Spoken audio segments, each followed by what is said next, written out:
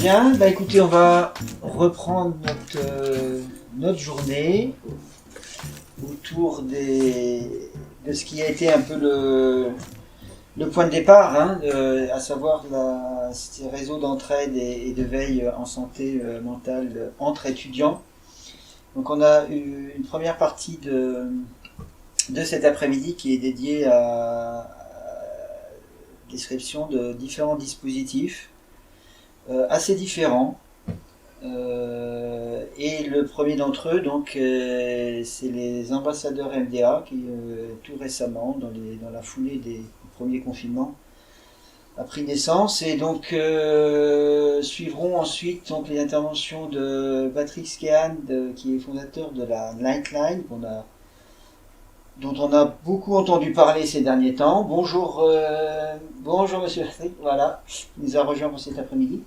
Et puis ensuite interviendront donc les deux collègues de Strasbourgeois pour nous parler des étudiants relais. Voilà. Et donc pour commencer, donc on a trois intervenantes du coup de la MDA, Claire Riffel, puis Noémie Gachet qui est psychologue, Claire Riffel également psychologue, et puis Rabia Senoussi qui est travailleurs sociaux, qui vont nous parler donc de ce projet ambassadeur MDA. Les trois projets étant assez différents, je vous propose c'est qu'on puisse faire un petit temps de discussion, alors donc qui ne sera pas très long, mais dans de discussion après chaque intervention. Voilà, Claire, je te donne la parole. Ok. J'enlève mon masque du coup. Ok. C'est mieux. Alors du coup, moi l'idée dans cette présentation, c'était de revenir un petit peu sur ce réseau, sa création, un peu à la manière d'une narration de quoi est issue cette idée, comment on en est arrivé à créer ce réseau. Comme Vincent le disait, en fait, c'est lors du premier confinement qu'on s'est retrouvé avec un constat qui était celui de l'isolement des adolescents et des adolescentes des réseaux qui font maillage habituellement autour d'eux.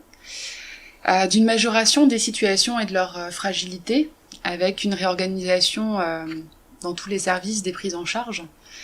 Et du coup, l'idée pour nous, c'était la volonté de permettre aux jeunes, dans ce contexte de confinement, qui les prive de leur contact et de leurs interlocuteurs et interlocutrices habituels, d'avoir des personnes mises à disposition à qui ils pouvaient adresser leurs demandes. Et pour ce faire, on a aussi eu la chance en fait de lancer un appel aux bonnes volontés sur les réseaux sociaux, et à ce moment-là d'avoir énormément de réponses d'étudiants et d'étudiantes, privés notamment de leur lieu de stage et parfois également de leurs cours qui étaient en cours de réorganisation, et avec une volonté de se rendre utile. On avait également eu la chance de déjà beaucoup gagner en compétences sur les questions de présence éducative numérique, via la coordination des promeneurs du net les 3 années précédentes, via l'expérience qui est celle de Madame Senoussi en tant que promeneuse de ce que peut être une activité numérique. Et donc on a mélangé tout ça et on a fait émerger l'idée de proposer un statut à des étudiants et des étudiantes volontaires qui serait un statut intermédiaire, ni tout à fait celui d'un professionnel, ni tout à fait celui d'un pair, mais d'une personne plus facile d'accès peut-être qu'un ou une professionnelle, et qui pouvait offrir du coup une disponibilité, une écoute aux jeunes sur les réseaux sociaux. L'idée était pour nous d'accompagner ces étudiants et ces étudiantes à cette prise de fonction et au fait de remplir ces missions, avec le challenge de le faire uniquement via Zoom, et de créer cet accompagnement au fil de l'eau, au fil des expériences, c'est-à-dire qu'on s'est lancé, on avait l'habitude d'accompagner des professionnels sur ces questions, mais pas forcément de celles qui pouvaient émerger chez des étudiants et des étudiantes. Et donc on a mis en place des temps de formation. On a mis en place une référence. On était 3 référentes en fait à avoir chacune un groupe de 6 étudiants et étudiantes qu'on suivait plus particulièrement et à l'écoute desquels on était. Et on a également tout de suite, assez rapidement mis en place des temps d'analyse de la pratique qui ont été animés du coup par Noémie Gachet-Ben Simon. Et des comptes rendus écrits des situations qu'on demandait aux étudiants et aux étudiantes de nous envoyer, alors à l'époque, toutes les semaines. qui nous permettait, nous, de rebondir dès lors qu'il y avait quelque chose qui nous semblait mériter un éclaircissement, une relance. Voilà. Donc leur mission à ces ambassadeurs et ces ambassadrices, c'est l'aller vers, c'est la présence et la disponibilité sur les réseaux sociaux. L'idée étant qu'ils puissent informer, partager des contenus, mobiliser les jeunes, et alors à l'époque et encore maintenant, dans une période où le vide et le rien, on le sait, sont particulièrement mortifères. Donc on a été amené à créer des contenus, notamment je pense au défi des confinés, qui étaient en fait des propositions d'activités qu'on avait créées en pluridisciplinarité ici, afin de mobiliser les jeunes dans une dynamique de challenge que je sais que beaucoup de structures et MDA ont lancé à l'époque. On a également vu émerger la création de contenu de la part des ambassadeurs et des ambassadrices sur différentes thématiques, avec l'idée qu'elles puissent faire accroche auprès des jeunes pour signifier justement qu'un thème pouvait être abordé avec eux et que eux pouvaient accrocher justement leur propre expérience de, par exemple, du stress, de la difficulté d'être en famille, etc., via ces contenus. Et certaines ambassadrices ont également proposé des ateliers en ligne, donc notamment un atelier d'écriture qui a pu avoir lieu plusieurs fois, avec à chaque fois des thématiques et la possibilité pour les jeunes de rejoindre cet atelier et d'y produire quelque chose en lien avec le thème. Alors ce que je voulais faire ressortir justement de ces premiers temps d'expérience des ambassadeurs et des ambassadrices, c'est que ça a vraiment été une élaboration au fil de l'eau et au fil des expériences.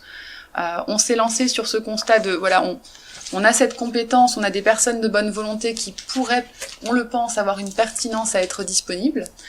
Je l'ai pas précisé, mais on a recruté du coup des étudiants des filières en psychologie, en travail social.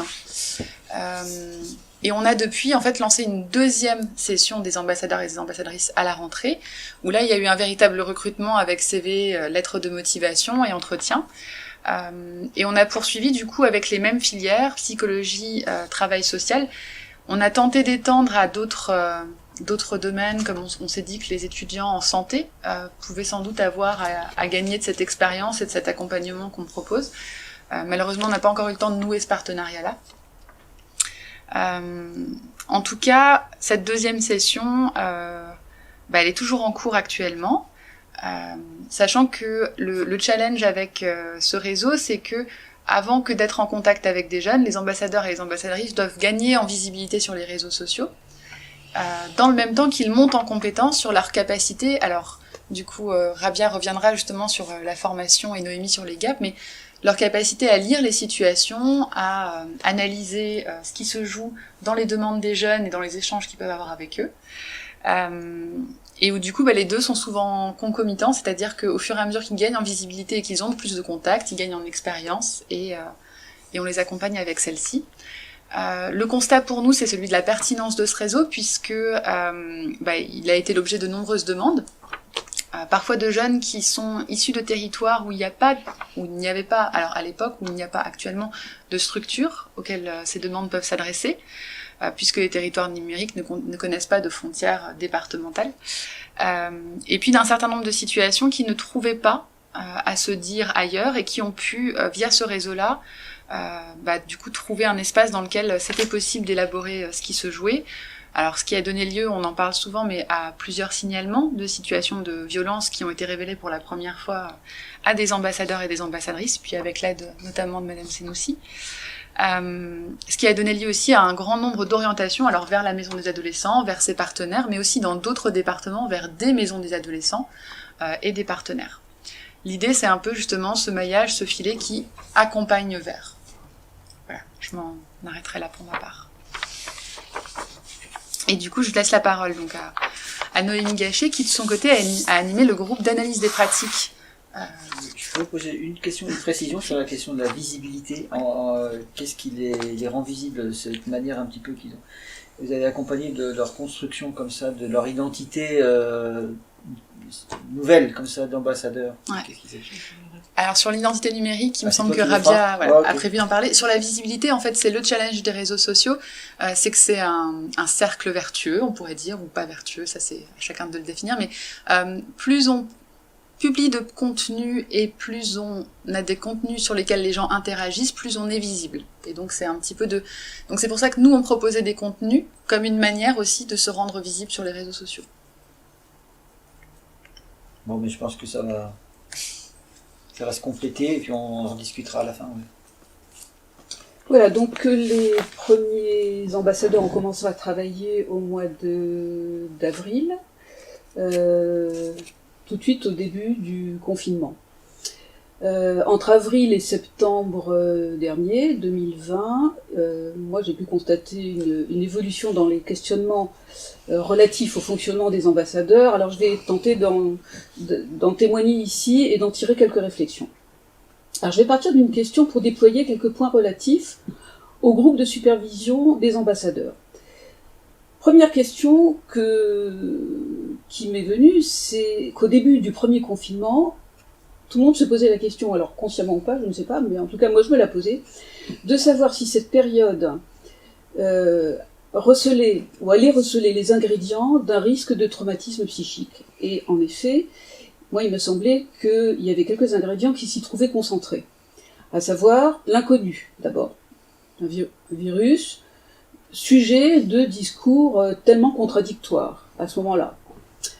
L'angoisse, notamment l'angoisse d'en être atteint, l'irruption du réel, puisque le réel du corps, là, il était en question, puisque c'était le corps qui menaçait d'être atteint. Et puis, si je réfléchis davantage aux adolescents, je me disais, il va y avoir une suspension de la temporalité, puisqu'ils étaient confinés, et cette suspension de la temporalité à un moment de la vie où, justement, il y a une expérimentation hors temporalité parfois, mais aussi en prise directe avec la temporalité, je me dis qu'il y avait par rapport à cette question aussi peut-être quelque chose qui allait se passer pour les jeunes. Et pour finir, la brutalité de l'annonce de la pandémie ainsi que du confinement me faisait penser que nous étions peut-être un peu tous dans une difficulté à penser, et peut-être particulièrement les adolescents. D'où, me semble-t-il, la pertinence qu'il y avait à créer cette façon de travailler ou de rencontrer des adolescents. Autant d'inquiétudes à avoir pour les adolescents, pour lesquels le sentiment de continuité d'être, alors je pense qu'il y a quelque chose aussi propre à ce temps de l'adolescence, qui est le sentiment de continuité d'être, que ça pouvait être mis à mal pendant ce temps de confinement. Pourquoi ? Parce qu'il y a un balancement entre réalité psychique et réalité tangible. C'est propre à l'adolescence. Et un autre balancement aussi entre distance choisie et distance imposée avec l'autre. Et que ceci risquait de chahuter quand même beaucoup de points d'appui, de points d'étayage chez les adolescents. Donc, naissance du groupe des ambassadeurs, et je suis sommée d'en faire le GAP. Alors je reviendrai tout à l'heure sur ce terme de GAP, groupe d'analyse de la pratique. Alors pourquoi mettre en place un groupe de parole pour les ambassadeurs, puisque eux-mêmes sont en lien justement avec la parole. Et d'ailleurs, de quoi parle-t-on quand on parle de GAP ?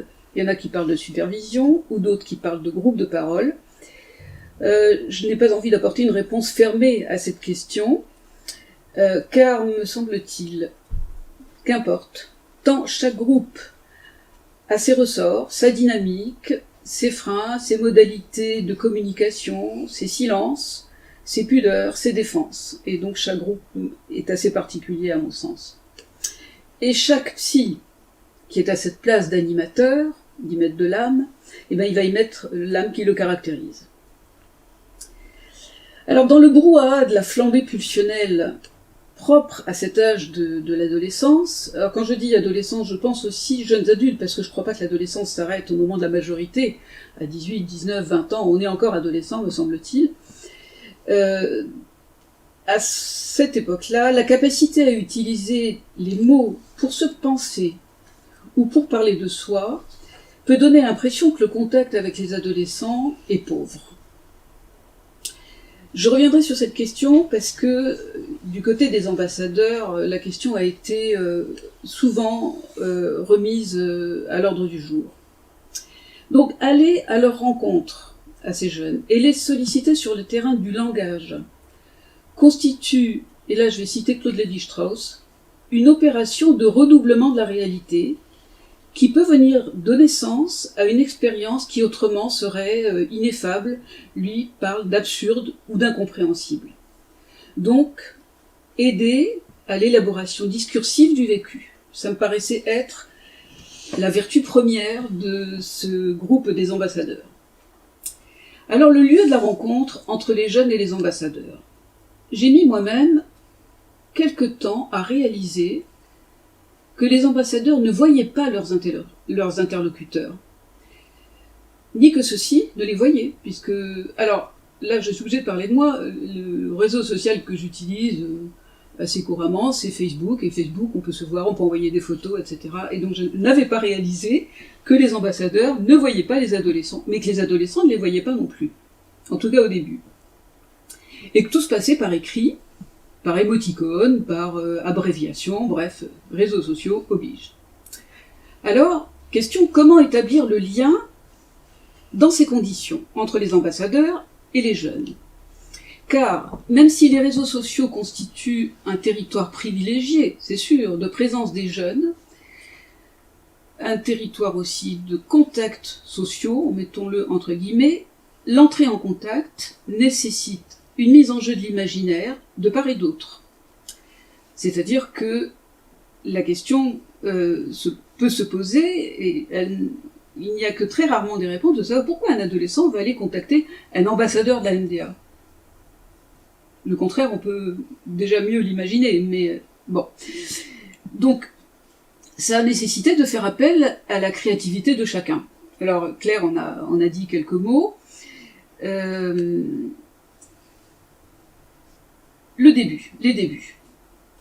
Alors les débuts ont été assez tâtonnants, et je puis dire que il y a eu un premier groupe que Claire a évoqué, qui a démarré début avril, et aujourd'hui un deuxième groupe vient de démarrer, 2021, il a démarré en décembre peut-être, et c'est un nouveau groupe, et je me rends compte que des questions qui se posent aujourd'hui étaient aussi des questions qui se posaient au début de la création du groupe des ambassadeurs.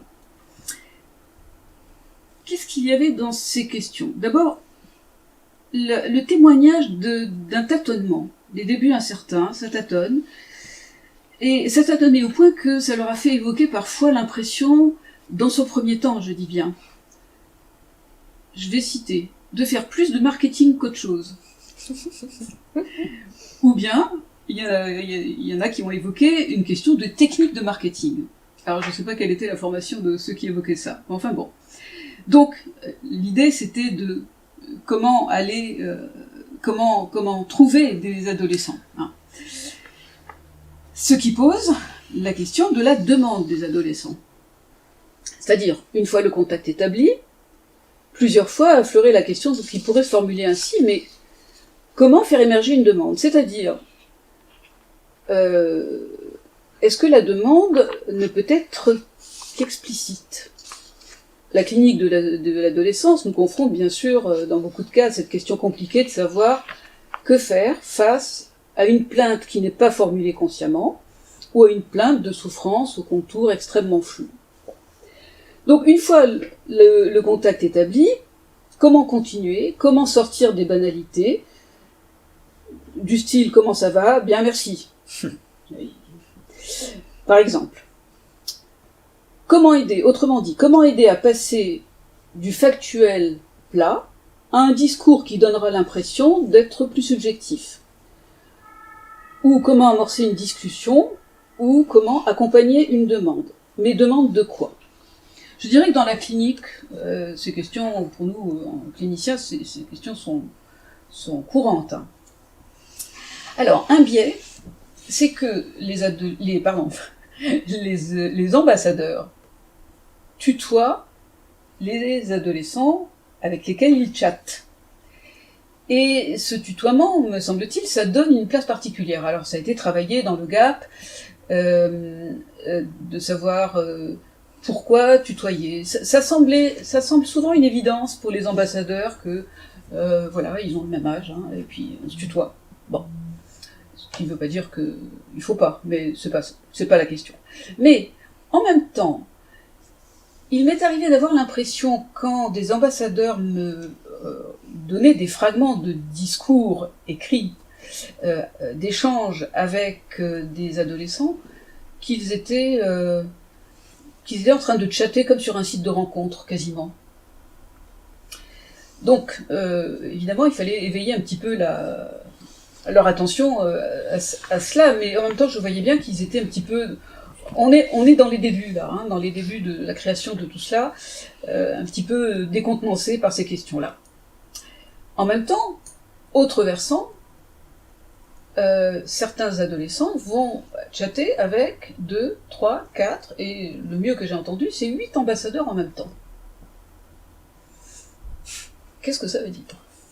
Peut-être une demande adressée comme ça, de façon informelle, mais bon. Alors, pour essayer d'aller un petit peu vite quand même, les thèmes travaillés au cours des GAP ont été assez variés. D'abord, des questions autour de je dirais, je n'aime pas ce terme, mais de la technique d'entretien avec des adolescents. C'est-à-dire, que dire pour se situer entre l'intérêt porté au sujet et le risque d'être senti comme intrusif. Ça, c'était vraiment, chez les ambassadeurs, une question tout à fait présente et pertinente. Du point de vue de la clinique, alors évidemment, il y a eu des rencontres avec des adolescents déprimés, par exemple, qui éveillaient l'inquiétude chez l'ambassadeur. Inquiétude quant à l'état psychique de son interlocuteur. Donc, force est pour des jeunes qui sont encore étudiants, souvent en psychologie, mais pas que, un éclairage sur la clinique de l'adolescence et des jeunes était nécessaire. Par exemple, comment repérer un adolescent déprimé et que faire, que dire, plutôt, dans ces cas-là. Exemple, nécessité de prendre en compte que l'adolescence, qui est un temps de vie, qui est un entre-deux, hyper important, parce que c'est un temps encore de construction psychique, mais très important, parce qu'il constitue un entre-deux, plus un enfant, pas encore un adulte, et dans cet entre-deux, évidemment, il y a beaucoup de repères à trouver, et d'autres repères, ceux de l'enfance, à laisser de côté. Quand entendre des signaux d'alarme, d'un véritable mal-être, ou s'alerter de ce qui apparaît comme un état pathologique. Alors là aussi, selon les cas, il y a eu de grosses discussions vraiment par rapport à la clinique. Alors l'inquiétude face à certaines situations qui apparaissent d'urgence. Je pense au cas d'une jeune fille qui évoque un abus sexuel avec un ambassadeur. Et à propos de laquelle, alors je pense que tu en parleras, Rabia, mais en tout cas, ça a été pour nous, dans ce temps d'analyse de la pratique, ça a été vraiment l'occasion de travailler la question de l'ambivalence qui est propre à ce genre de situation. Dénoncer un abus, mais ne pas vouloir, par exemple, que ça se sache. Et donc, quels sont les ressorts psychiques de cette ambivalence ? Et je crois même que cette jeune fille parlait à plusieurs ambassadeurs en même temps. Encore une minute, ok. Bon. Alors, en groupe, ça c'est un point important, c'est la question de parler de soi dans un groupe. Ça ne va pas de soi, évidemment. Parler de soi, mais de ce que l'on a ressenti, car certaines situations suscitent non seulement de l'inquiétude, évidemment, mais de l'émotion aussi. Et bien sûr, plein de questions. Bon, là est l'intérêt, à mon avis, de proposer ces temps de groupe, durant lesquels, même si cela prend du temps, la confiance peut s'établir au point de dire son désarroi, et point tout aussi important, de le faire entendre au groupe, qui à son tour peut s'en faire l'écho. Comment se positionner quand on est ambassadeur ? Qu'il y a une charte qui indique une forme de professionnalisme, mais que l'on a le même âge que l'interlocuteur, que l'on est étudiant comme lui, que l'avenir comporte pour les uns comme pour les autres des zones d'ombre. Autrement dit, comment être professionnel lorsque l'on est encore étudiant, en psycho par exemple. Alors, c'est le dernier point que je vais essayer d'aborder. Face à l'inconfort de ces questions, parfois, on a pu assister, je dis on parce que Claire, on a été témoin également, chez l'un ou l'autre ambassadeur, à un recours tout à fait séduisant et tout à fait sécurisant, par conséquence, à des théorisations fermées et pleines de certitudes, telle l'obligation de se montrer comme un sachant, entre guillemets. Je vais peut-être un néologisme. Je vais citer, cette personne disait « on doit montrer qu'on sait ». Bon, il a été heureux de constater que, repris par Claire, repris dans le Gap avec tout le groupe, etc., ce type de positionnement a pu changer pour arriver à une attitude davantage centrée sur une écoute des signes que la subjectivité pouvait être en jeu dans les échanges. Faut que je m'arrête ? Dernière chose, allez, encore. La tentation pour les ambassadeurs d'apporter une réponse dans l'immédiateté. Je crois que tout jeune professionnel, même clinicien, peut avoir cette tentation, et ça c'est vraiment quelque chose qui a été très longuement travaillé avec les ambassadeurs. Voilà, je vous remercie de votre écoute. Merci Noémie. Merci beaucoup Noémie. Il me reste pas beaucoup de temps, mais je vais essayer d'aller vite pour vous présenter... Ah pardon, j'enlève le masque, excusez-moi. Donc, comme cela a été dit par mes collègues auparavant, les ambassadeurs et ambassadrices est un dispositif qui s'est construit et élaboré au fil de l'eau et des expériences et des situations rencontrées. Fort de notre expérience sur les réseaux sociaux via les promeneurs du net, notamment, la question du cadre et des limites de la pratique numérique a pu être anticipée, même si depuis elle n'a cessé d'être questionnée et améliorée. Pour le cadre, en l'occurrence, nous avons proposé une charte des ambassadeurs à laquelle on a demandé une adhésion et une signature.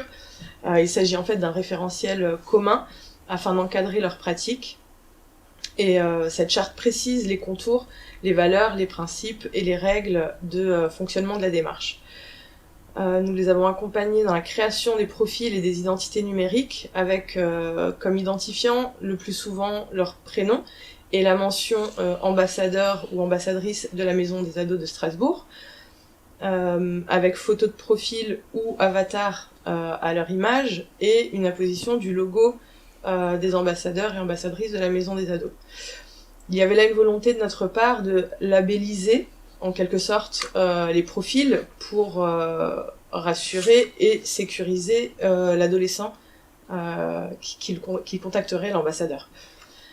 Les profils étaient publics, et ils le sont toujours, je sais pas pourquoi je parle au passé, mais les profils sont publics, afin de permettre à un maximum d'adolescents d'avoir accès aux contenus qui sont proposés.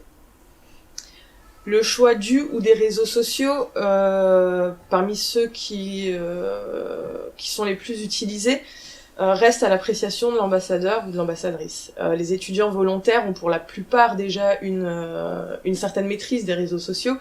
Nous leur avons donc permis de choisir le réseau social de leur choix avec la possibilité d'une présence sur plusieurs réseaux. L'idée étant que l'ensemble des ambassadeurs couvre l'essentiel des réseaux utilisés par le public visé et pas forcément qu'un seul ambassadeur couvre la totalité des réseaux.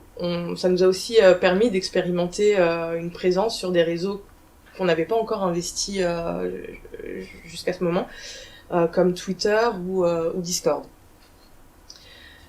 Dans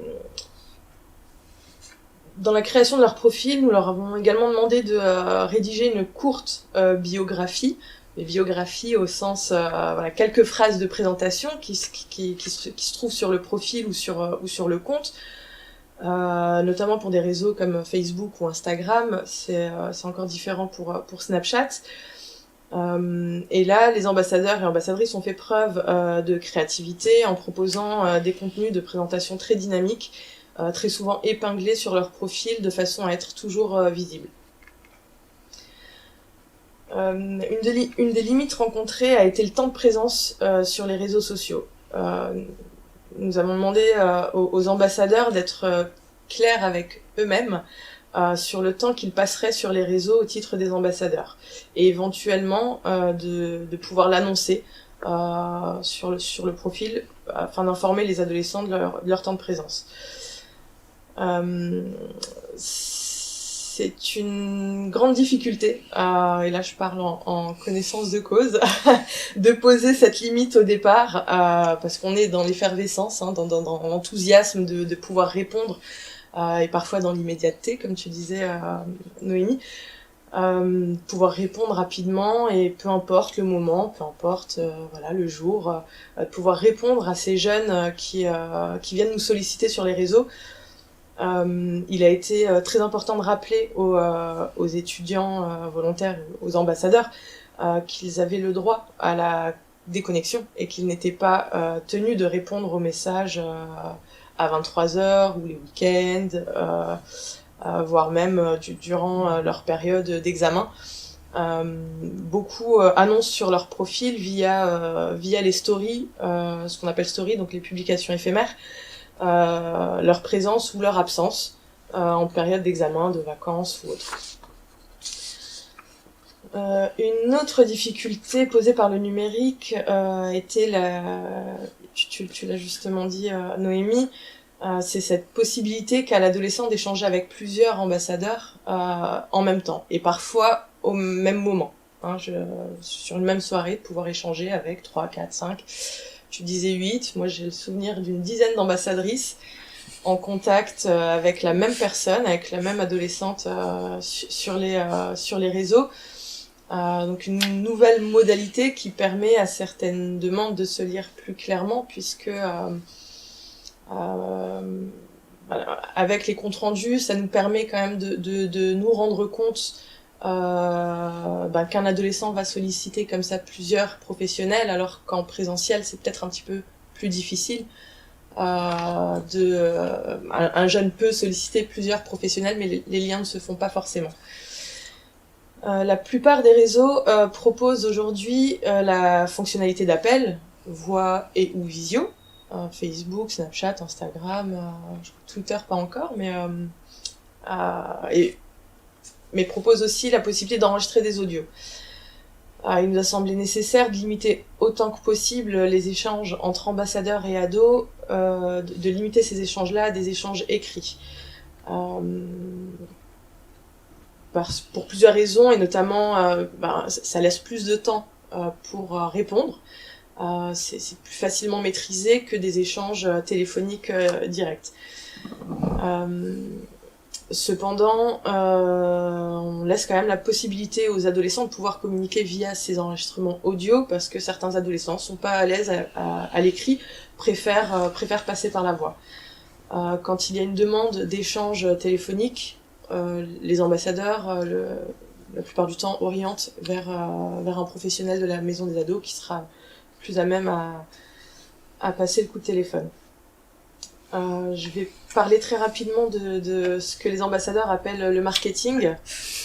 C'est ce que moi j'appelle l'entrée en relation. Donc c'est effectivement, une fois que les profils sont créés, une fois que les ambassadeurs sont en ligne, prêts à interagir avec les ados, il y a toujours ce petit moment de flottement, ce petit moment de vide avant que les adolescents n'arrivent. Mais pour être visible, il y a ce temps de marketing qui est nécessaire. Alors, marketing, pourquoi pas, mais c'est surtout de se rendre, d'éviter en fait, on déconseille de se montrer trop proactif dans la création du lien, les ajouts soudains. Quand un jeune reçoit une demande d'ajout d'un adulte qui serait en plus identifié comme d'un adulte ou d'un jeune adulte identifié comme ambassadeur sans qu'il n'ait rien demandé, ça peut être vécu comme intrusif. De même que d'envoyer des messages répétés ou d'aller liker toutes les publications, etc. Ça peut être vécu comme intrusif. Mais de se rendre disponible et visible. Donc l'idée c'est vraiment d'alimenter les comptes en contenu, en information, mais bon Claire en a un petit peu discuté tout à l'heure, Et c'est ces contenus-là qui vont rendre visibles les ambassadeurs. Et c'est via ces contenus-là, ce travail de marketing qui, selon moi, est nécessaire au début de l'activité, qui va les rendre visibles et qui va faire que les adolescents vont s'intéresser à ce profil, vont s'abonner, vont en parler et vont les rendre visibles sur leur profil à eux. C'est comme ça que le réseau se construit. Je vais essayer d'aller vite, j'ai pas beaucoup de temps, je crois, Vincent.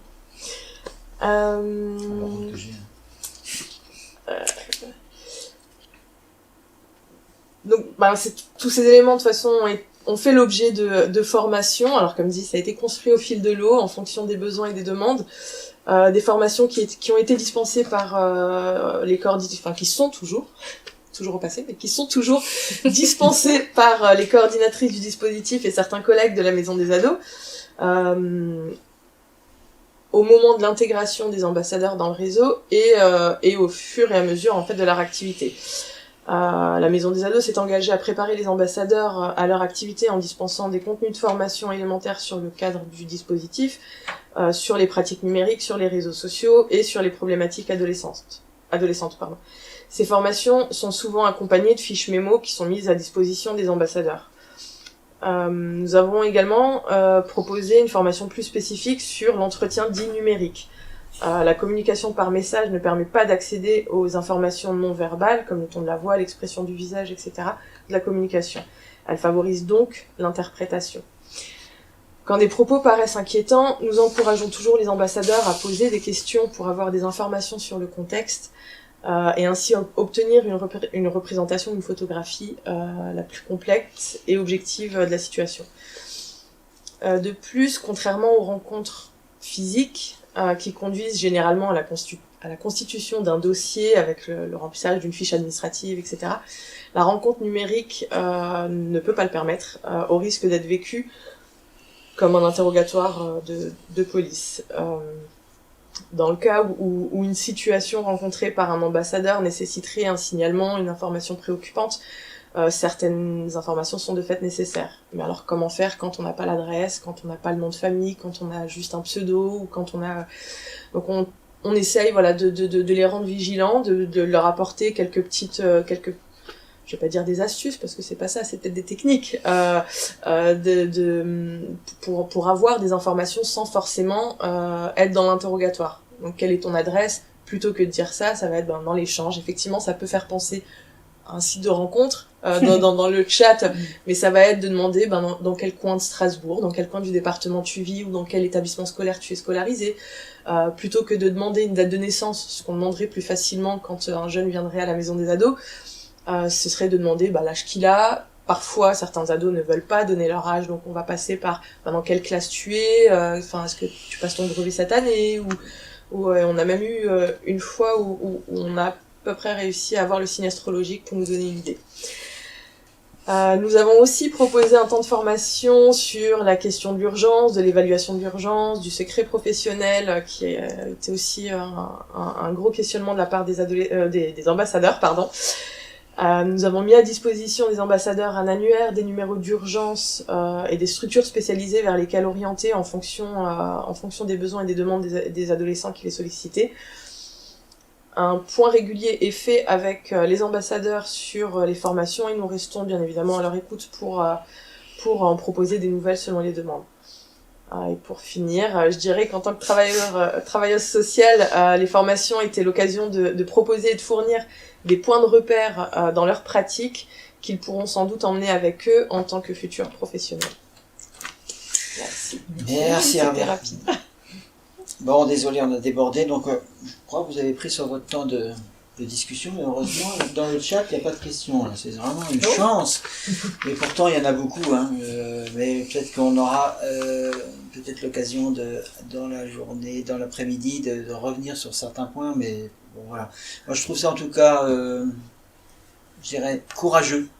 Voilà, de pouvoir à la fois présenter là maintenant et de s'être lancé, du coup je m'y inclus un petit peu aussi, mais lancé dans ce projet qui est vraiment totalement, à mon avis, assez innovant, mais évidemment questionnant. Et ça permet justement de façon très très utile de questionner ce que ça veut dire aller vers, parce qu'on entend beaucoup ça, il faut aller vers, quand on va vers, ben, ça peut être intrusif, comme vous l'avez dit, on va pas vers n'importe comment et dans n'importe quel contexte, avec quel statut, ce statut un peu intermédiaire. Donc, ils font l'intermédiaire d'ailleurs, et ils sont un statut un peu intermédiaire entre étudiants et pros. Enfin, il y a toute une série de questions qui sont en cours, et c'est en cours de construction, donc je trouvais ça très courageux, mais voilà, on est dans quelque chose qui a, par rapport aux autres dispositifs qui vont maintenant nous être présentés, effectivement, n'a pas du tout le recul, mais je trouve ça, voilà, c'est quand même bien de faire en réfléchissant, en pensant et en faisant, enfin voilà, on est un peu là-dedans, et je trouve que c'est une bonne réaction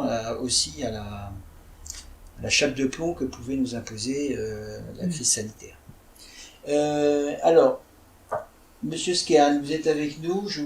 Excusez-nous d'avoir pris un peu de retard, mais bon, voilà. Heureusement, on a plein de la marche sur la fin de l'après-midi. Donc, je vous donne la parole pour la Nightline. Donc, bonjour tout le monde. Je m'appelle Patrick Skehan. Je suis fondateur et délégué général de l'association Nightline France, qui gère notamment des services d'écoute qui sont pareils pour des étudiants, mais pas que. On est basé sur un modèle anglo-saxon. Vous remarquez peut-être mon accent, qui existe depuis une 50aine d'années, qui a été lancé du coup à Essex en Angleterre en 1970. Cette idée de service d'écoute qui sont pareils pour des étudiants. Aujourd'hui, il y a plus que 35 Nightline en Irlande et en Grande-Bretagne. Il y a plus qu'une vingtaine en Allemagne. Il y en a aussi en Autriche, en Suisse et au Canada. Et puis, on a lancé notre premier service d'écoute français ici à Paris en novembre 2017. Donc, ce sont des services d'écoute, comme je dis, pareil pour des étudiants qui sont ouverts de 21h le soir jusqu'à 2h30 du matin, donc Nightline, et qui sont basés autour de 4 principes. Donc, le service est anonyme, le service est confidentiel, le service est sans jugement, et enfin, le service est non directif, ce qui veut dire que nos bénévoles écoutants sont formés à écouter, mais ils n'ont pas les capacités à donner des consignes aux personnes qui nous appellent. Ce ne sont pas des professionnels de santé, ce sont des écoutants. Ils sont formés à écouter l'autre.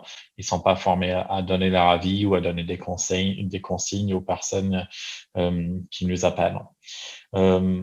Donc, je vais peut-être parler d'abord de l'évolution du service ici en France, et puis un peu du processus de la sélection, de la formation et du soutien des bénévoles. Je vais aussi parler brièvement d'autres projets qui sont menés par l'association, et puis je vais revenir sur 2 points que je trouve très importants, qui sont le cadre éthique et le fait que l'écoute ne suffit pas. Donc, comme j'ai dit, le premier service d'écoute était lancé à Paris en novembre 2017, et à la fin de l'année scolaire 2017-2018, on avait environ 200 contacts. Donc, on s'est posé la question à la fin de cette année-là si l'idée allait réellement fonctionner en France, parce que pendant ce temps-là, on n'avait pas beaucoup d'appels de la part des étudiants. Donc, on passait la plupart des soirées à faire des jeux de société entre bénévoles. Mais l'année après, donc l'année scolaire 2018-2019, c'était vraiment l'année où le service s'est bien lancé. Donc, à la fin de cette année-là, il y avait 1500 contacts. Donc, c'était une augmentation de 750%, et on s'est dit que oui, il y a une demande de la part des étudiants, au moins à Paris, pour ce type de service. En 2019-2020, le nombre de contacts a augmenté, a doublé, encore une fois. Donc, on était à 3100 à la fin de l'année 2019-2020. Donc, quand je dis contact, c'est des appels par téléphone ou des chats en ligne.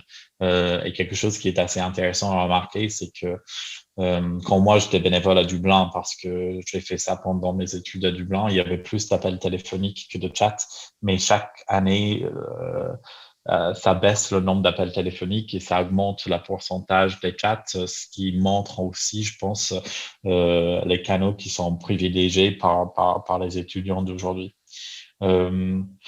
Et puis cette année était une année vraiment particulière pour nous, évidemment, en raison de la crise sanitaire, mais c'est aussi la première année où on a ouvert d'autres antennes du service d'écoute dans d'autres villes. Donc, on a ouvert des antennes en novembre à Lyon, à Lille et sur le plateau de Saclay dans le sud de Paris.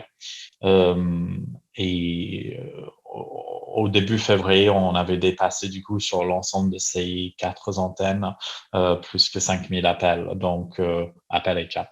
Donc, on voit qu'il y a encore une fois une augmentation dans le nombre de contacts de la part des étudiants, ce qui est quelque chose qui est peut-être un petit peu inquiétant. Pour parler du coup du cadre éthique de l'implication des bénévoles, des pairs aidants, j'aimerais dire que c'est un peu un point fort de l'association grâce au fait qu'on a cette histoire de 50 ans dans d'autres pays. Il y a tout un processus de sélection, de formation et de soutien pour les bénévoles parce que ça peut être très lourd. Les types d'appels qui sont reçus par les différents services d'écoute. Donc, dans un premier temps, pour trouver nos bénévoles, on envoie des mails au sein des établissements partenaires où des étudiants peuvent du coup exprimer leur intérêt pour être bénévoles dans l'association. Après, on fait des entretiens avec les candidats pour comprendre leur motivation et pour comprendre un peu leur propre situation personnelle. On est notamment très sensible à la stabilité. On prend assez peu d'étudiants qui sont en L1 ou qui sont dans leur première ville, dans leur première année d'études dans une nouvelle ville. On préfère que nos bénévoles soient bien installés. Et puis, on vérifie aussi les motivations de chaque candidat. Après, il y a une formation à l'écoute active qui dure 2 week-ends entiers avec de la pratique entre ces 2 week-ends où les bénévoles sont formés, notamment à travers des jeux de rôle, à répondre à différents types d'appels et du coup à incarner dans un certain sens les 4 principes que j'ai décrits un peu plus tôt. Donc ça, c'est aussi un processus où on fait un peu une sélection parce qu'on voit à travers les jeux de rôle quels sont les bénévoles qui vont peut-être pas pouvoir répondre à des appels en réel. Et puis à la fin de ce processus, il y a aussi des bénévoles extérieurs au processus qui font des appels tests pour assurer que les bénévoles candidats sont bien prêts à répondre au téléphone et puis sur les chats aussi. Il y a aussi, du coup, une fois que ces groupes sont approuvés, ils commencent leur permanence, ils sont accompagnés de façon rapprochée par des bénévoles expérimentés. Il y a tout un système aussi de soutien qui existe autour. Donc, on fait des réunions de partage 2 fois par mois avec les bénévoles où ils partagent, du coup, notamment comment ils ont vécu leurs appels. Il y a aussi le fait que les appels soient pris depuis un local. Donc, pendant les permanences, entre 21h et 2h30 du matin, les bénévoles peuvent se tourner vers les autres pour, du coup, se décharger d'un appel ou demander de l'aide en cas de besoin. Il y a aussi tout un pôle bien-être au sein de l'association pour organiser des événements, pour encourager les bénévoles à se faire connaissance. Et puis, il y a aussi la possibilité d'avoir recours à un psychologue ou un psychiatre en cas de besoin pour les bénévoles qui ont un appel qui est particulièrement difficile. Les formations sont faites par des bénévoles plus expérimentés, des bénévoles formateurs qui reçoivent aussi une formation pour effectuer ces séances de formation. Pourquoi des bénévoles et pas des professionnels de santé? C'est encore cette idée qu'on veut se placer comme quelque chose qui est complémentaire au service professionnel, mais on ne veut jamais être dans une dynamique de faire la même chose que les professionnels parce que les bénévoles n'ont simplement pas la capacité de faire ça. On peut leur apprendre à écouter et du coup, d'autres bénévoles peuvent très bien faire ça. Et c'est pour ça qu'on a pris ce choix-là, même si la formation a aussi été présentée à plusieurs psychiatres, à des médecins directeurs dans les services de santé universitaires, à l'Agence régionale de santé de France et puis aussi au ministère des Solidarités et de la Santé. Donc ça, c'est un peu le service d'écoute qui est le projet phare qui est associé à Nightline. On a aussi d'autres projets, notamment on est très intéressé par la question de l'orientation psychologique des étudiants. Donc, quand il y a besoin d'un soutien psychologique, comment on fluidifie ce processus pour que l'étudiant puisse accéder à un soutien professionnel.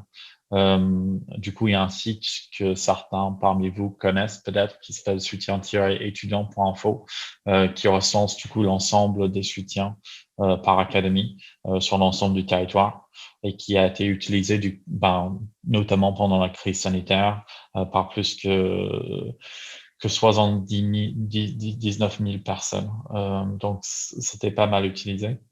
On lance aussi des campagnes de déstigmatisation parce que quelque chose qu'on a vu encore une fois à travers nos appels, c'est qu'il y a un vrai tabou autour de la santé mentale, quelque chose auquel il faut s'attaquer. Donc, on a une équipe de communication interne qui co-construit des projets de communication avec nos bénévoles.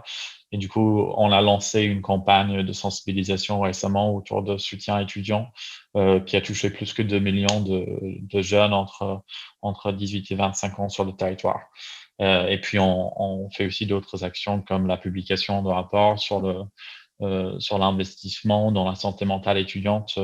Notamment, on avait souligné que la recommandation internationale est d'un psychologue pour 1500 étudiants et en France, on est à un psychologue pour 30 000 étudiants, ce qui est quelque chose que nous, en tant qu'association, on trouve très inquiétant. Et du coup, l'ensemble de ces projets sont co-construits avec nos bénévoles. Je vais du coup peut-être revenir sur 2 points que je trouve très importants et puis peut-être on peut échanger si vous avez des questions. La première chose, c'est que pour moi, le cadre éthique des interventions de pairs est extrêmement important. Et c'est quelque chose qui m'inquiète pas mal en ce moment. Nous, on a l'avantage du coup d'avoir 50 ans d'histoire derrière nous, comme j'ai dit. Mais la raison pour laquelle on intervient auprès des étudiants, et je pense que j'imagine qu'Yannick l'a bien démontré ce matin, c'est que c'est une population qui a une certaine fragilité. On sait que les actions de péridance fonctionnent très très bien, mais si on prend des étudiants de cette population qui a ses propres fragilités pour aider d'autres étudiants, il faut qu'on s'assure que le cadre éthique qui est construit autour de ces interventions est extrêmement solide. Du coup, c'est important qu'il y ait des processus de sélection, de formation et surtout de soutien pour encadrer ces dispositifs. Et c'est important que ces processus soient co-construits avec les étudiants pour que ce soit le plus pertinent possible. En ce moment, j'ai un peu l'impression que il y a parfois des initiatives au niveau local qui se lancent avec des étudiants qui veulent aider d'autres étudiants, surtout parce qu'on parle beaucoup de la santé mentale étudiante en ce moment. Et parfois, il y a des initiatives qui viennent de nous, je pense notamment au référent Crous. Et on essaie d'utiliser la péridance comme une solution, mais je pense que c'est aussi assez dangereux de l'utiliser comme une solution si on met pas en place le bon cadre éthique pour pouvoir le faire bien. J'ai notamment entendu parler de certains référents dans certaines villes qui encaissent des appels qui sont très lourds sans forcément avoir un gros soutien ou une formation préalable. Du coup, je pense que c'est un point d'attention que j'essaie de souligner régulièrement en ce moment. L'autre point que j'aimerais partager, c'est que l'écoute et la péridance ne suffisent pas. Je pense que notre travail, évidemment, est très important.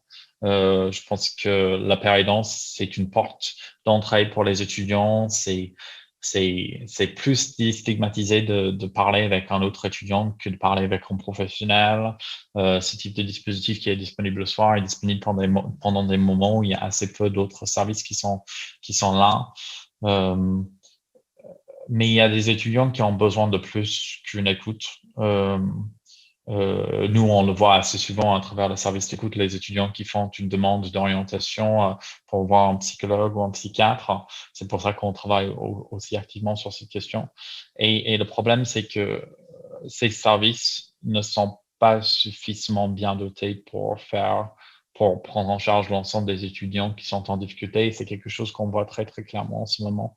Je reviens du coup un petit peu sur les chiffres, mais si on est un psychologue face à 30 000 étudiants, imaginez être seul face au temps, comment faire un bon travail auprès de ces 30 000 étudiants quand on est seul face au temps.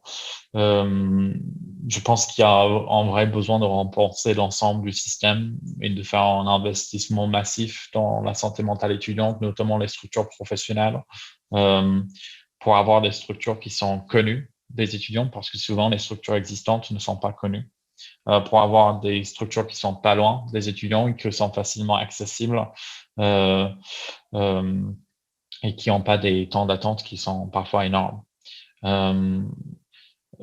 C'est peut-être ça qui m'inquiète le plus en ce moment, parce que nous, on peut faire notre rôle d'écoutant, mais il faut aussi que les structures derrière soient suffisamment bien dotées pour pouvoir prendre en charge les étudiants qui ont un vrai besoin, qui ont besoin d'un suivi psychologique. Et j'essaie de marteler sur ce point partout où je vais. Donc c'est pour ça que je le souligne ici. Donc j'ai essayé d'être un peu synthétique dans ma présentation du service d'écoute et un peu des constats que je voulais partager avec vous. Donc je ne sais pas si vous avez des questions ou peut-être des remarques.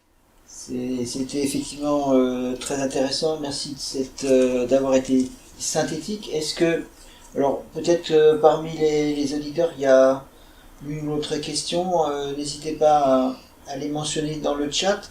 Moi, je me disais, est-ce que vous pouviez préciser ce qu'il en est de cette écoute active, finalement? On a parlé ce matin pas mal de cette question de l'écoute, hein, et de votre vision un petit peu de ce que c'est que cette écoute active, si vous pouviez nous en dire quelques mots.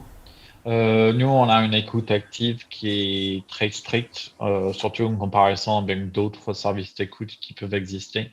On est très clair avec les bénévoles qui sont là pour écouter l'autre, pour comprendre sa situation, pour explorer ses émotions et pour surtout ne donner jamais son avis. Et on est vraiment très strict sur ce point. Je trouve que c'est assez important avec les bénévoles étudiants, et c'est ce qu'on voit en fait à travers la formation, que c'est qu'on a cette envie de proposer des solutions aux autres. Mais nous, on travaille un peu avec une philosophie que quand on est un étudiant, au moins c'est ce que beaucoup de nos bénévoles ont remarqué, quand on est un étudiant et on va vers un autre étudiant, un ami ou un membre de la famille avec un problème, souvent la première réponse, c'est de donner des solutions. Sauf que ces solutions sont parfois mal adaptées à la situation parce qu'on n'a pas pris le temps de le comprendre. Et parfois, on ne cherche pas des solutions, on cherche simplement à s'exprimer sur un sujet. Et c'est le fait de s'exprimer qui aide, et pas forcément le besoin de trouver une solution. Je pense que la crise sanitaire est peut-être un bon exemple. On peut se plaindre du fait qu'on est confiné. Mais est-ce qu'il y a une solution à ça, vu qu'il y a une crise sanitaire en cours, ou est-ce que c'est le fait de pouvoir s'exprimer sur le sujet qui est utile?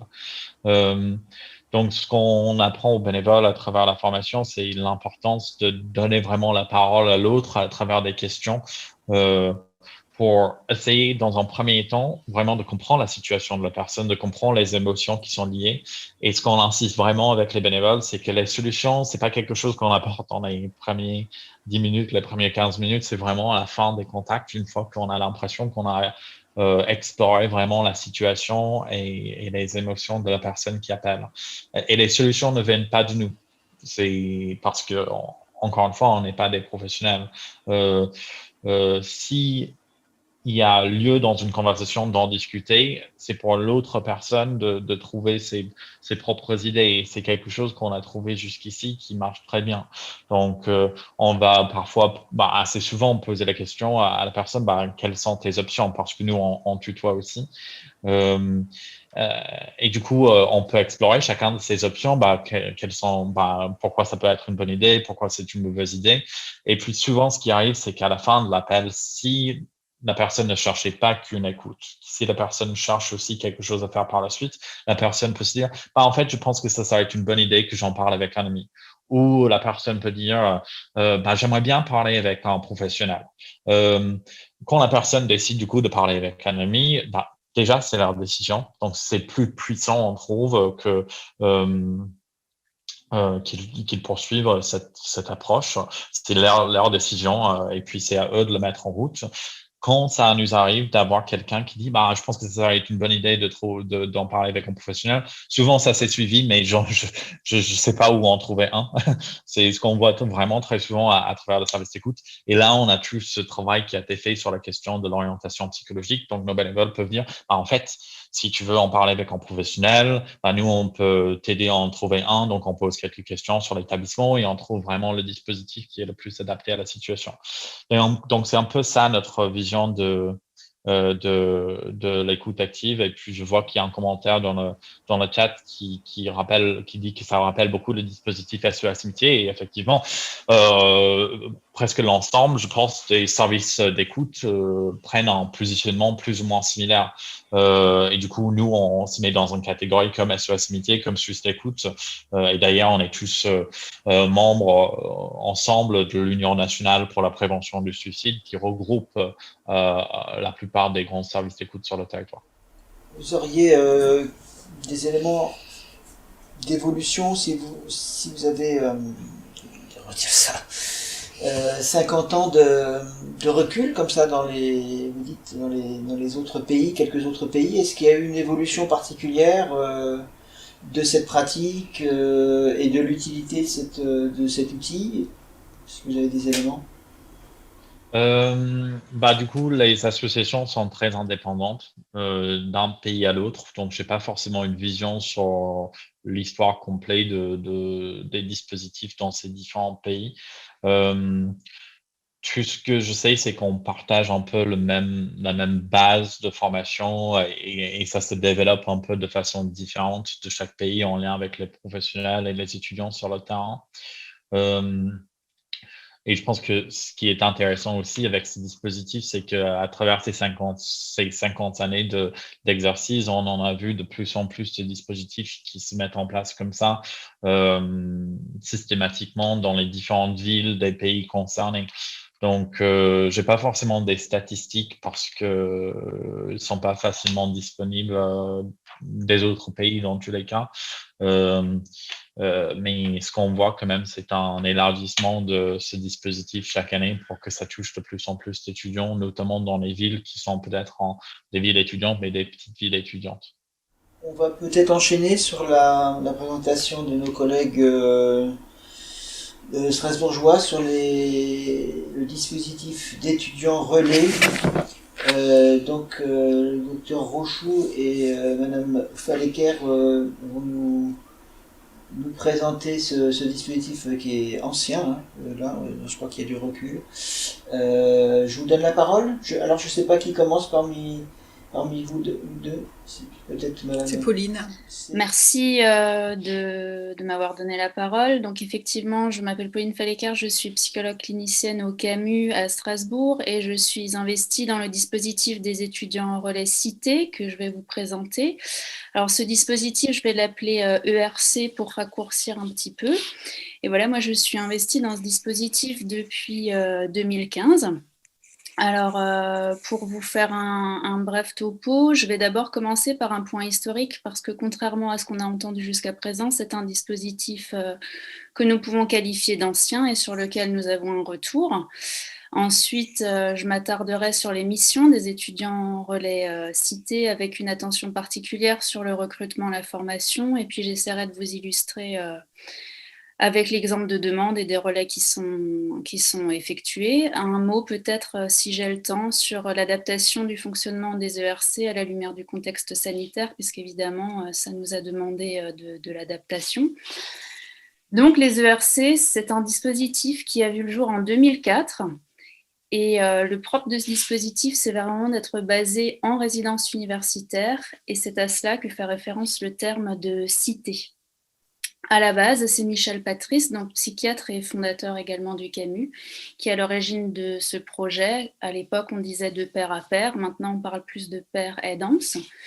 Donc, l'idée, elle avait émergé suite au constat d'isolement des étudiants qui souffraient de divers troubles finalement psychologiques ou psychiatriques.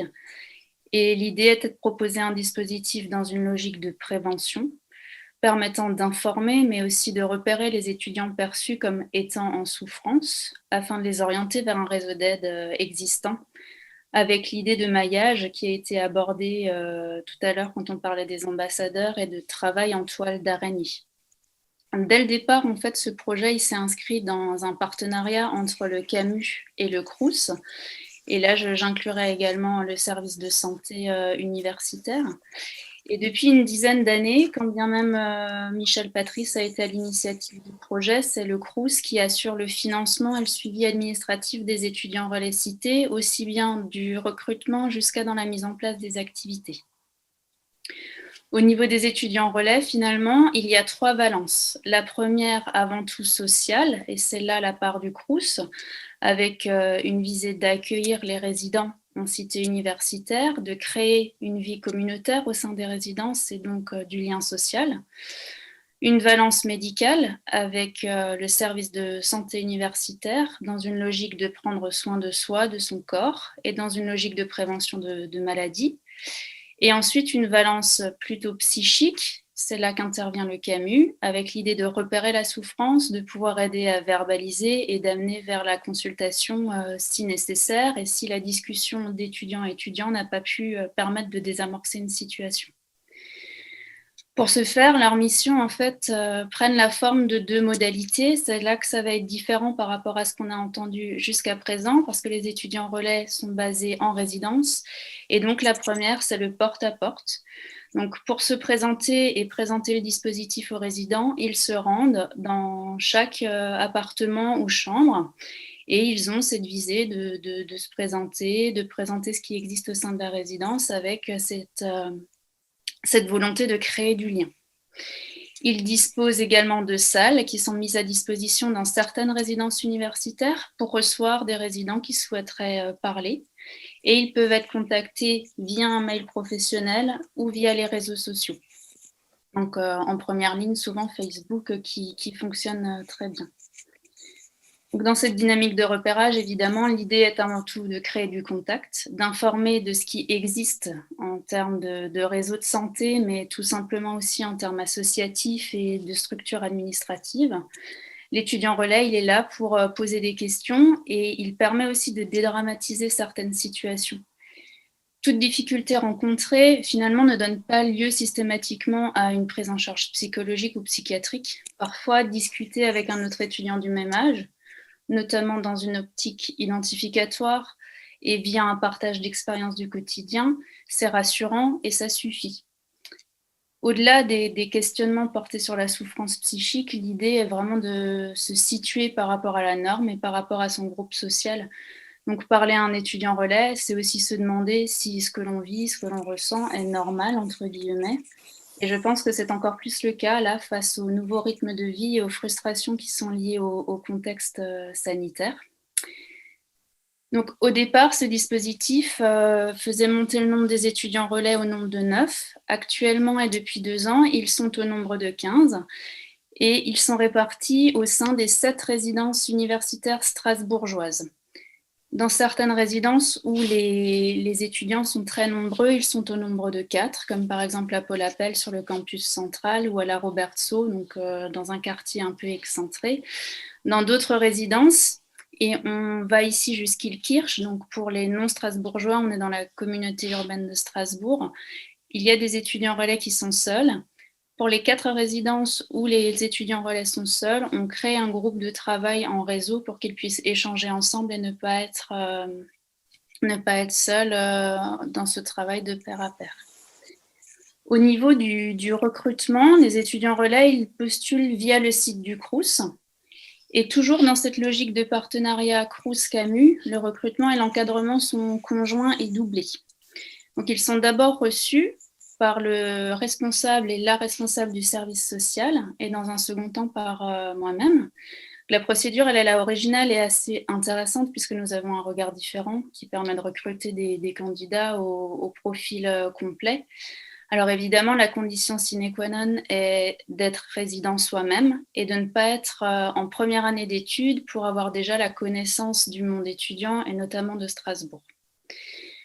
Nous sommes attentifs aussi aux expériences dans l'aide à la personne, à la faculté d'être à l'aise socialement et à l'aise en groupe, et très très important aussi à la pratique courante de l'anglais, car en résidence universitaire, les étudiants étrangers sont nombreux et ne communiquent pas d'emblée en français, voire parfois pour les étudiants Erasmus, très très peu en français. Au niveau de l'encadrement durant leur mission, il y a des réunions qui sont organisées toutes les quinzaines sur site au sein de la résidence avec une assistante sociale référente.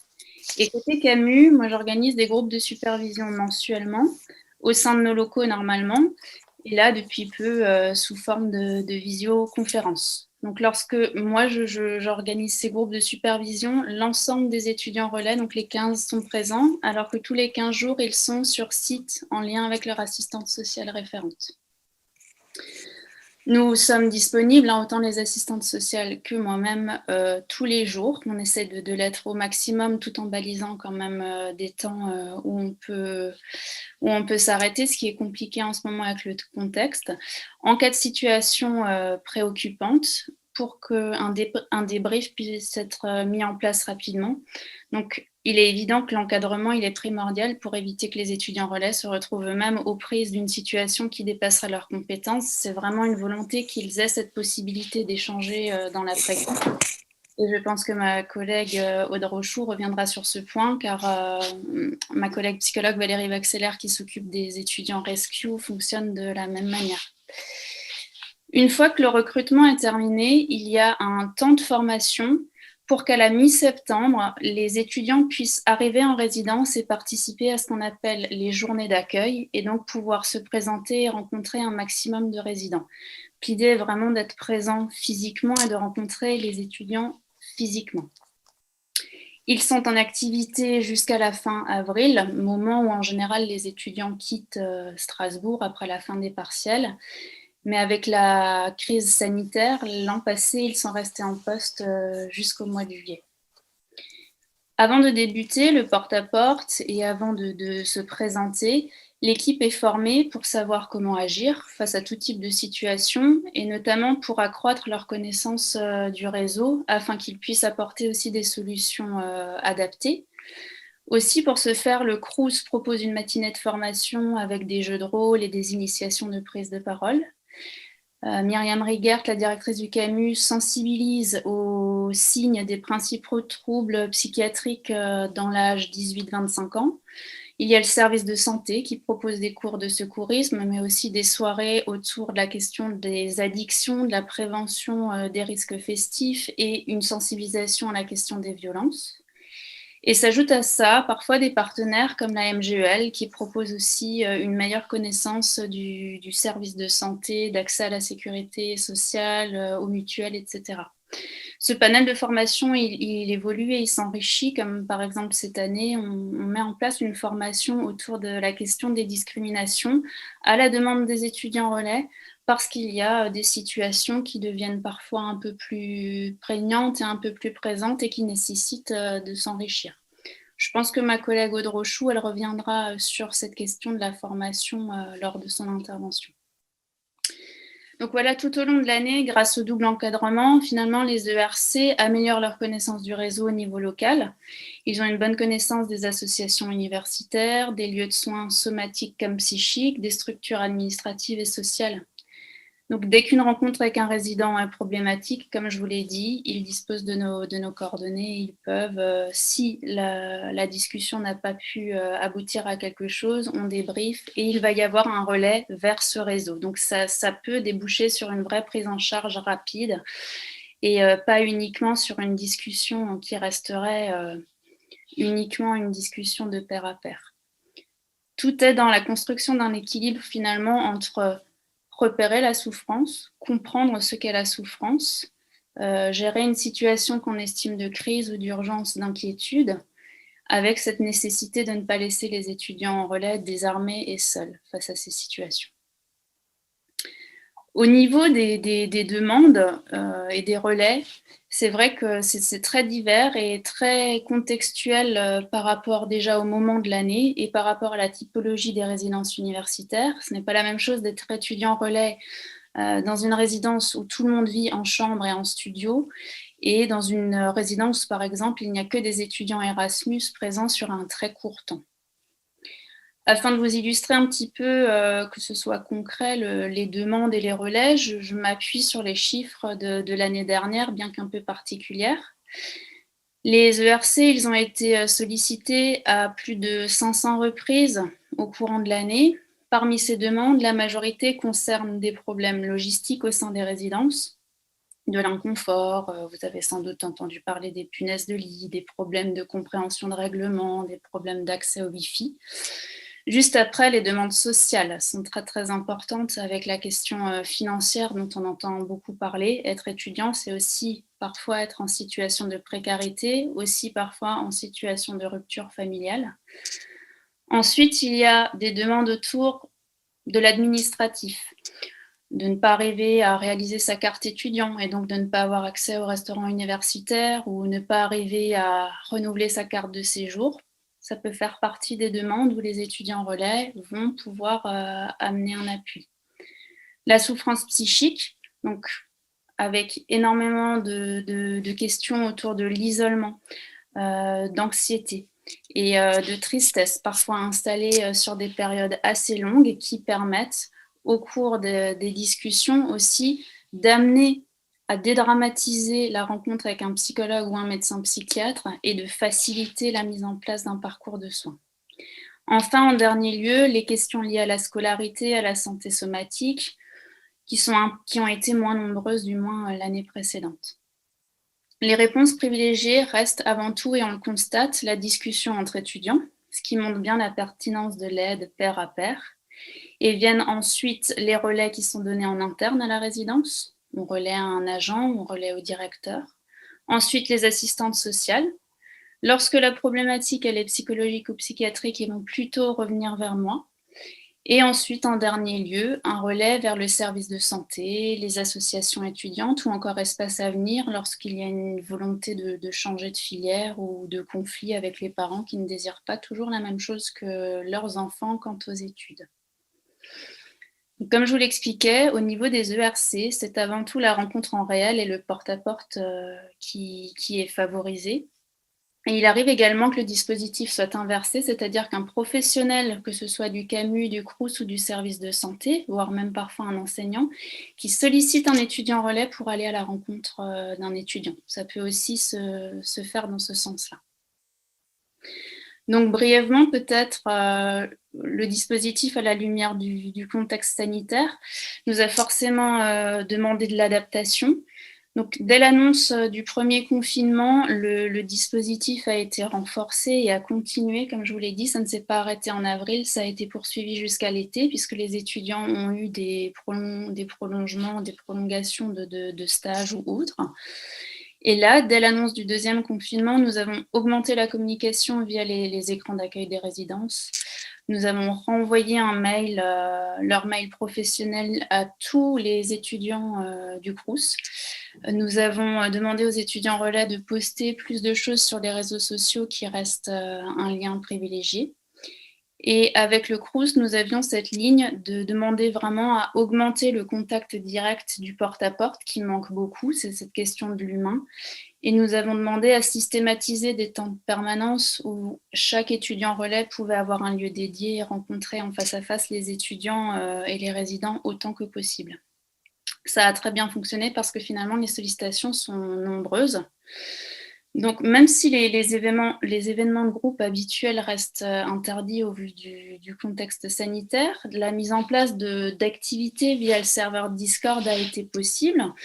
Donc, ils mettent en place des jeux, la possibilité de participer à un café linguistique, de discuter. Et c'est vrai que dans ce contexte-là, c'est très important parce que ça vient renouer un petit peu quelque chose du lien social. Dans certaines résidences, les étudiants relais organisent des activités en extérieur aussi en petits groupes. Donc, on essaye de faire au maximum. Donc, même si pour l'instant, l'encadrement se fait principalement en distanciel, nous avons des groupes WhatsApp dans lesquels nous discutons ensemble, mais aussi des groupes WhatsApp par résidence. Ils nous contactent facilement et ça permet vraiment d'avoir un encadrement au plus proche parce qu'en ce moment, les situations, évidemment, il y en a beaucoup plus comparativement à l'année dernière où au même moment, j'avais à peu près 25 situations. Là, je suis à plus de 45 situations évoquées dont notamment plus de détresse, d'isolement, et malheureusement certaines situations qui amènent à des hospitalisations, qui toutefois permettent d'entrer dans un parcours de soins, mais c'est quand même plus délicat. Le service du Crous aussi est présent au maximum pour répondre à toutes les sollicitations, et face à la précarité, ils ne sont pas en reste puisque les étudiants souffrent de la perte de leur emploi et autres. Donc pour conclure, finalement, ce dispositif, on peut dire que c'est un succès. Pourquoi ? Parce qu'on se rend compte qu'il est dupliqué dans différentes villes de France et sous différentes formes. Et chaque année, les étudiants relais cités, pour la plupart, quand ils peuvent, renouvellent leur contrat. Donc c'est aussi une manière de nous montrer leur reconnaissance. C'est une mission qui leur tient à cœur et je crois qu'ils les valorisent. Donc ça, c'est important pour nous. Sur les étudiants relais cités, je pense avoir été complète, mais je reste ouverte si vous avez des questions, et je vais donner la parole à ma collègue Aude Rochou, qui est directrice du service de santé et qui, elle, va vous présenter le dispositif Rescue des étudiants relais campus. Voilà, Aude, je te cède la parole. Merci. Donc, Aude Rochou, je suis directrice du service de santé universitaire. Donc, je vais être plus bref que toi, puisque en fait, ce sont des dispositifs qui sont certes différents, mais très complémentaires. Je vais surtout insister sur les différences notables qu'il y a entre les deux dispositifs. Les étudiants relais campus, qu'on appelle Rescue, et a été mis en place en 2014 avec un financement dans un premier temps de la MILDECA et depuis un financement dans le cadre du schéma directeur de la vie étudiante, qui est une convention entre l'UNISTRA et les établissements du contrat de site. Donc, pour les non-strasbourgeois, les établissements du contrat de site, c'est l'école d'architecture, c'est la Haute École des Arts du Rhin, c'est l'ENGES, qui est une école d'ingénieurs, et l'INSA et l'ENSAS. Donc, c'est quelque chose qui fonctionne très bien. Donc, leur mission, c'est comme les étudiants relais cités, enfin, ce sont les mêmes missions, hein. C'est surtout une écoute des autres étudiants et une orientation vers les différents professionnels. Donc les professionnels, nous on a donc c'est le Crous, parce que bon, depuis la crise sanitaire, il y a quand même beaucoup de problèmes sociaux et de précarité. La caisse primaire, parce qu'il y a pour ces étudiants-là des ruptures de soins. Donc on a même signé des conventions avec la caisse primaire pour qu'ils soient pris en charge. Et surtout pour les aider à s'inscrire à la caisse primaire, parce que c'est pas très simple, notamment pour les étudiants étrangers. Et je pense que il faut insister sur le fait que les étudiants relais cités et les étudiants relais campus ont eu une formation qui a été faite par la caisse primaire pour les habituer, pour les aider et aider les autres étudiants à pouvoir faire leur démarche.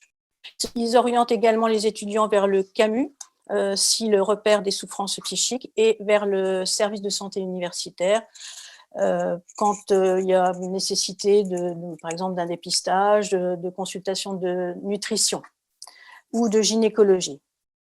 Alors, le recrutement, c'est un petit peu différent, c'est pas vraiment fait par le Crous, c'est la psychologue qui les encadre, dont je voulais d'ailleurs féliciter le travail, hein, qui s'appelle Valérie Vaxeller, qui est présente mais qui parle pas. Donc, si je fais un oubli, elle pourra rajouter. Donc, qui épluche un certain nombre de CV en début d'année. Et leur mission à eux commence en octobre et elle finit en mai, sauf l'année dernière où, du fait de la crise sanitaire, la mission a été prolongée jusqu'à fin juin. Donc, ils sont contactés, là c'est une grosse différence par rapport aux étudiants relais cités, puisqu'ils sont contactés par une adresse mail générique, c'est leur prénom, étudiant-relais@unistra.fr. Donc ça c'est vraiment des choses importantes. Ils sont au nombre de 18, il y en a 10 qui sont des nouveaux cette année et 8 qui sont des anciens étudiants relais, ce qui est quand même très intéressant. Je pense que pour les réunions, puisqu'il y en a quelques-uns qui ont pas mal d'expérience, et c'est un retour d'expérience, je dirais pas que c'est Nightline, mais c'est le retour d'expérience d'étudiants à autres étudiants est absolument fondamental.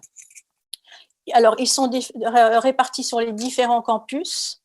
Donc, c'est un petit peu comme comment dirais-je, les différentes cités. C'est le campus central, c'est le campus majoritaire à Strasbourg, qui est au centre de Strasbourg, le campus d'Illkirch et le campus de Cronenbourg. Et évidemment, des étudiants du contrat de site. Donc, il y en a un à l'AIR, un à l'ENGES, deux à l'INSA, parce que c'est la plus grosse école, et un à l'ENSAS, qui est l'école d'architecture. Ils sont polyglottes, enfin, autant que faire se peut, puisqu'on a de plus en plus de problèmes avec des étudiants primo-entrants qui ne parlent pas forcément le français. Et je dirais que cette année, c'était encore plus important parce qu'ils n'ont pas eu vraiment de lien social pour certains pour faire des progrès en langue française. Donc, on a une étudiante relais, par exemple, sur le campus d'Illkirch qui travaille en pharmacie et qui parle le chinois, parce qu'on a beaucoup d'étudiants chinois avec lesquels on a un petit peu de mal à communiquer. Donc, en fait, ils n'ont pas eu de lien social cette année. Je pense que c'est vraiment quelque chose et l'année dernière pendant le confinement. Ils sont formés donc comme les étudiants relais. Donc Pauline a déjà parlé des formations. Donc il y a évidemment une formation avec le docteur Rigert au niveau des souffrances psychologiques et puis des signes d'alerte, avec la caisse primaire avec le SSU sur les risques festifs, notamment les risques évidemment d'addiction, mais également de harcèlement et de violence sexuelle. Et pour la première fois cette année, on a eu une formation par Isabelle Kraus, qui est la VP Égalité et Parité, qui leur a donné un petit peu les bases de prise en charge au niveau du fonctionnement, au niveau d'université. Donc, ces étudiants relais, ils sont accompagnés, soutenus, je dirais, par une psychologue qui fait des réunions à peu près tous les 15 jours où pendant ces réunions, ils discutent des problèmes qu'ils rencontrent. Et dès qu'ils sont en difficulté, et ça je pense que Valérie comme Pauline sont très très sollicités parce que les étudiants ont des situations depuis l'année dernière, mais vraiment depuis ce confinement, ces 2 confinements, bientôt peut-être 3, j'en sais rien, mais enfin les 2 premiers, avec des étudiants qui sont en souffrance, et il ne faut pas laisser ces étudiants relais en difficulté. Je crois que depuis cette année ou même l'année dernière, ils communiquaient par WhatsApp. Donc, il y a une très très forte augmentation, et ça, moi, je voulais insister sur la crise sanitaire, du nombre des étudiants qui les contactent. L'année dernière, ils avaient été contactés par 390 étudiants sur toute l'année universitaire. Et cette année, on est le 28 janvier et ils sont déjà contactés par 316 étudiants. Donc, c'est énorme. Les problématiques sont en lien avec le contexte, hein, donc c'est ce dont on a parlé, hein, c'est-à-dire des problèmes de scolarité, parce qu'il y a beaucoup d'étudiants qui sont, je pense qu'on en a parlé ce matin, hein, qui sont, comment dirais-je, qui souffrent hein, parce qu'ils n'ont pas réussi à s'adapter au rythme des études universitaires. Donc ils se tournent également vers Espace Avenir pour essayer de se réorienter. Des problèmes financiers. Beaucoup d'étudiants avaient des jobs étudiants qui ont disparu. Il y en avait beaucoup qui étaient dans la restauration et, comme on le sait malheureusement, des problèmes d'absence de lien social. Alors, pour les étudiants en cité universitaire, ils arrivent quand même à maintenir un petit peu un lien social avec leur porte-à-porte. Pour les étudiants qui sont non boursiers, qui sont dans des studios tout seuls, c'est un petit peu difficile. Hein, donc, ils sont vraiment perdus. Et ces étudiants relais peuvent les accompagner. Et évidemment, des suivis médicaux. Donc, ces étudiants leur proposent une écoute, des conseils et évidemment, si nécessaire, une orientation. Donc, ils contactent, c'est ce que je vous ai déjà dit, hein. Je crois que j'ai à peu près résumé les choses un petit peu différentes entre les étudiants relais campus et les étudiants relais d'e-rescue et les étudiants relais cité. Moi, je pense que ce sont des dispositifs qui ont fait leurs preuves, qui commencent à être bien visibles au niveau de l'université, des établissements du contrat de site, avec une grande part de communication, notamment qui a permis de recréer un lien social pendant le premier confinement, avec des petites vidéos qui avaient été faites. Et je pense que de plus en plus, faites par les étudiants relais, on va demander à ces étudiants relais de nous aider à faire la communication, parce qu'on parle de soutien, mais ils savent mieux communiquer de pair à pair que nous, hein. Donc, voilà. Donc, j'espère que je n'ai pas tout oublié. J'ai été un petit peu plus courte que Pauline, mais c'était juste pour vous montrer les différences entre les deux dispositifs. Il faut vraiment souligner un petit peu la philosophie de ce dispositif. Il est assez exemplaire de ce qu'on peut faire à l'interface, hein, d'une structure telle que le CAMU, le service de santé universitaire et le CRUS pour les questions sociales. C'est assez exemplaire.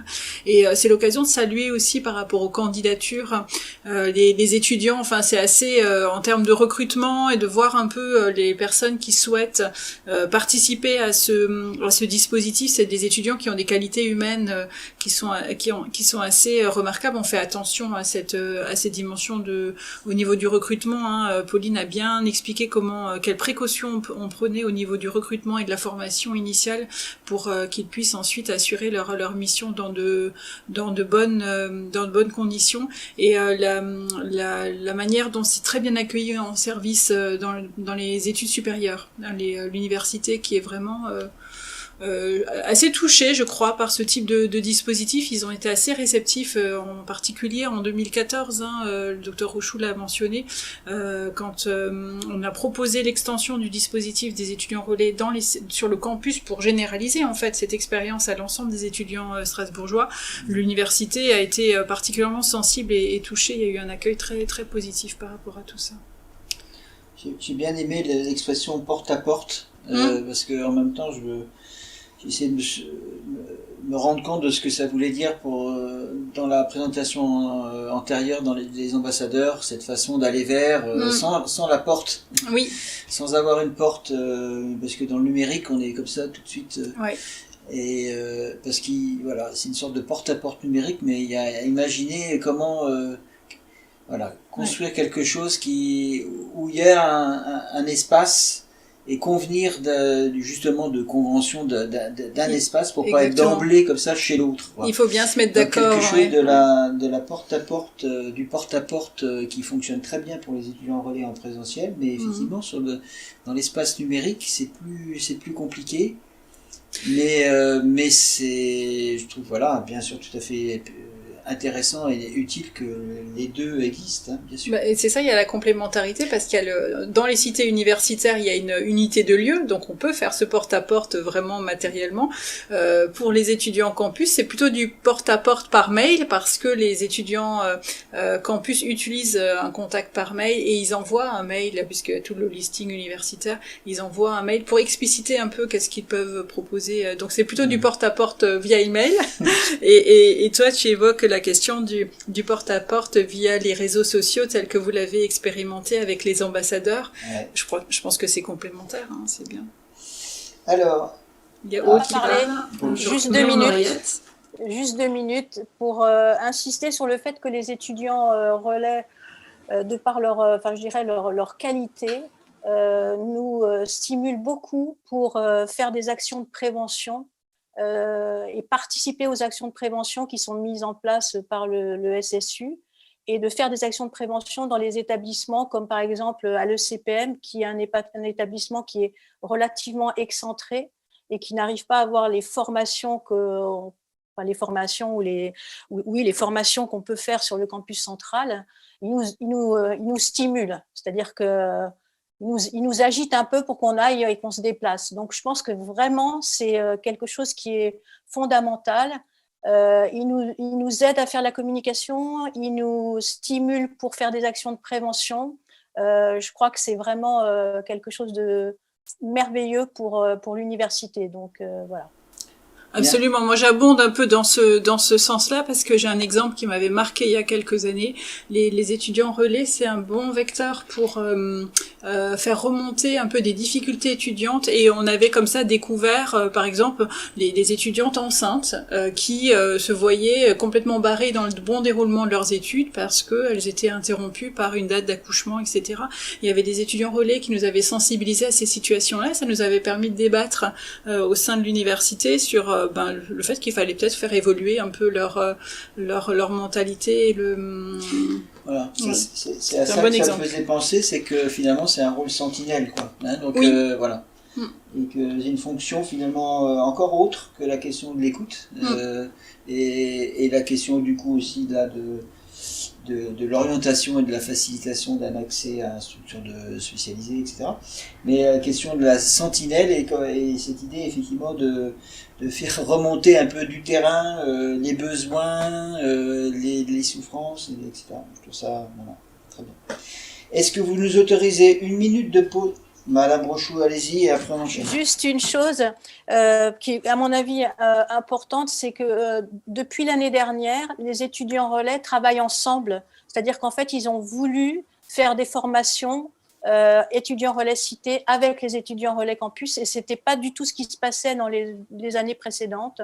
Et c'était vraiment un besoin, parce qu'ils ont besoin de travailler ensemble, en fait. Et ça, c'est aussi quelque chose... je pense que, Pauline, tu l'as ressenti aussi, hein, donc...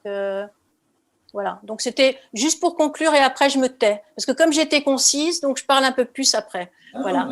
Merci de démarrer. Donc nous, on va vous parler Élise Frey, qui est chef de clinique des universités au département de médecine générale de la faculté de médecine de Strasbourg, et moi-même qui suis maître de conférence associée. On est toutes les deux médecins généralistes par ailleurs.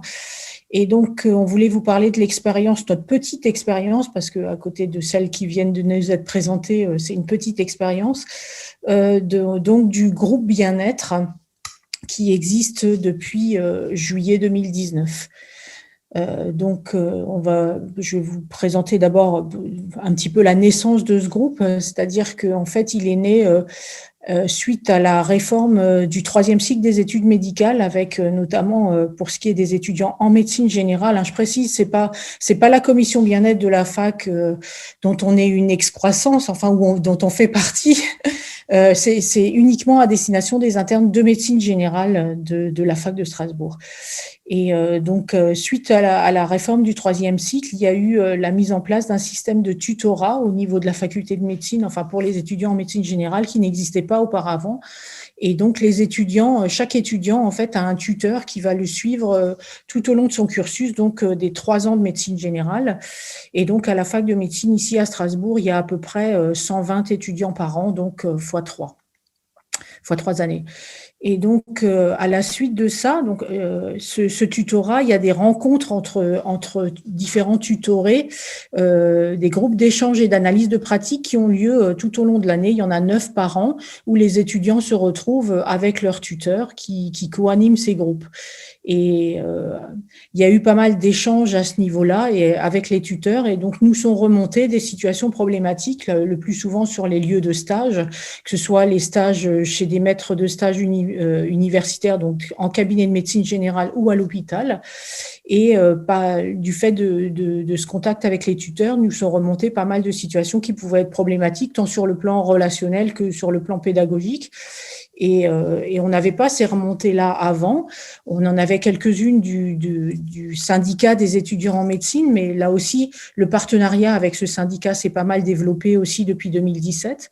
Et donc, de ces constatations est née l'envie d'apporter une réponse à ces problèmes et donc de créer un groupe bien-être. Donc, font partie de ce groupe bien-être 5 médecins du département de médecine générale, donc 3 en plus d'Élise et moi. Et donc, on a, dans un premier temps, on s'est dit comment on fait. On a créé, pour débuter, en fait, on a créé une adresse mail qu'on a mis sur le site du département de médecine générale pour qu'on puisse être contacté. Et on a parlé de notre groupe au séminaire de rentrée qui a lieu en novembre pour tous les étudiants de médecine générale qui débutent en première année et aux différents tuteurs. Et donc, on a quand même été assez rapidement sollicités puisque on a rencontré entre novembre et décembre 2019 une quinzaine d'étudiants, enfin rencontrés pas toujours, mais en tous les cas, on a eu soit des coups de téléphone, il y a eu 5 rencontres en présentiel et sinon des échanges de mails.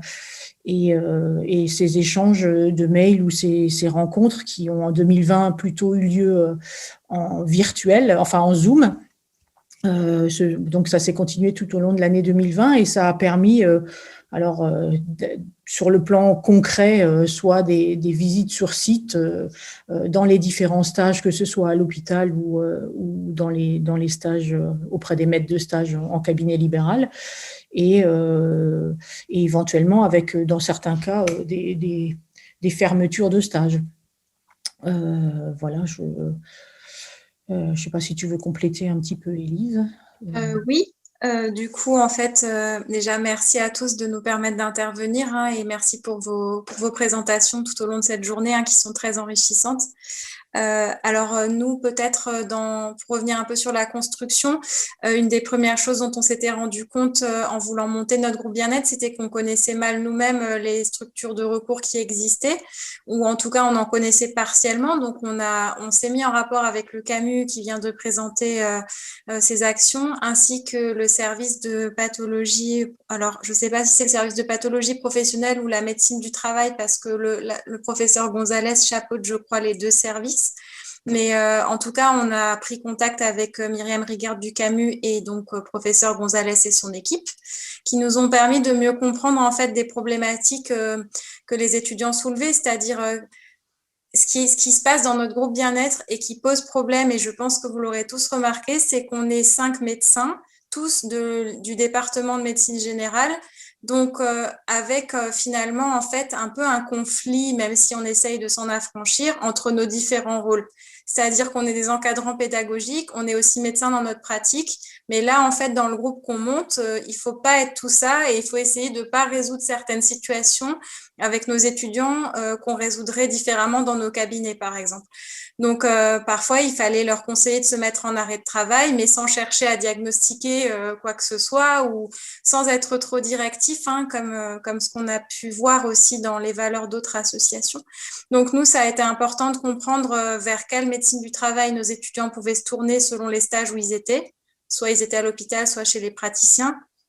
Et ça a été aussi être en mesure de leur proposer, par exemple, des structures de soutien psychologique quand ils en avaient besoin, si eux-mêmes n'avaient pas de médecin traitant, par exemple, ou de psychologue ou psychiatre référent. Donc ça a déjà permis de débrouiller les choses. Et ensuite, nous, on a appris un peu, il faut quand même le dire, sur le tas. Anne, tu me corriges si je me trompe. Mais nous, on a appris sur le tas et je dirais qu'en fait, on a toujours débriefé, alors d'abord entre nous et ensuite avec le reste du département de médecine générale. Ce qu'on a tout de suite pris comme habitude, c'est de voir l'étudiant au minimum à 2 pour ne jamais être dans un colloque singulier où en fait on pouvait se retrouver un peu submergé par sa propre subjectivité.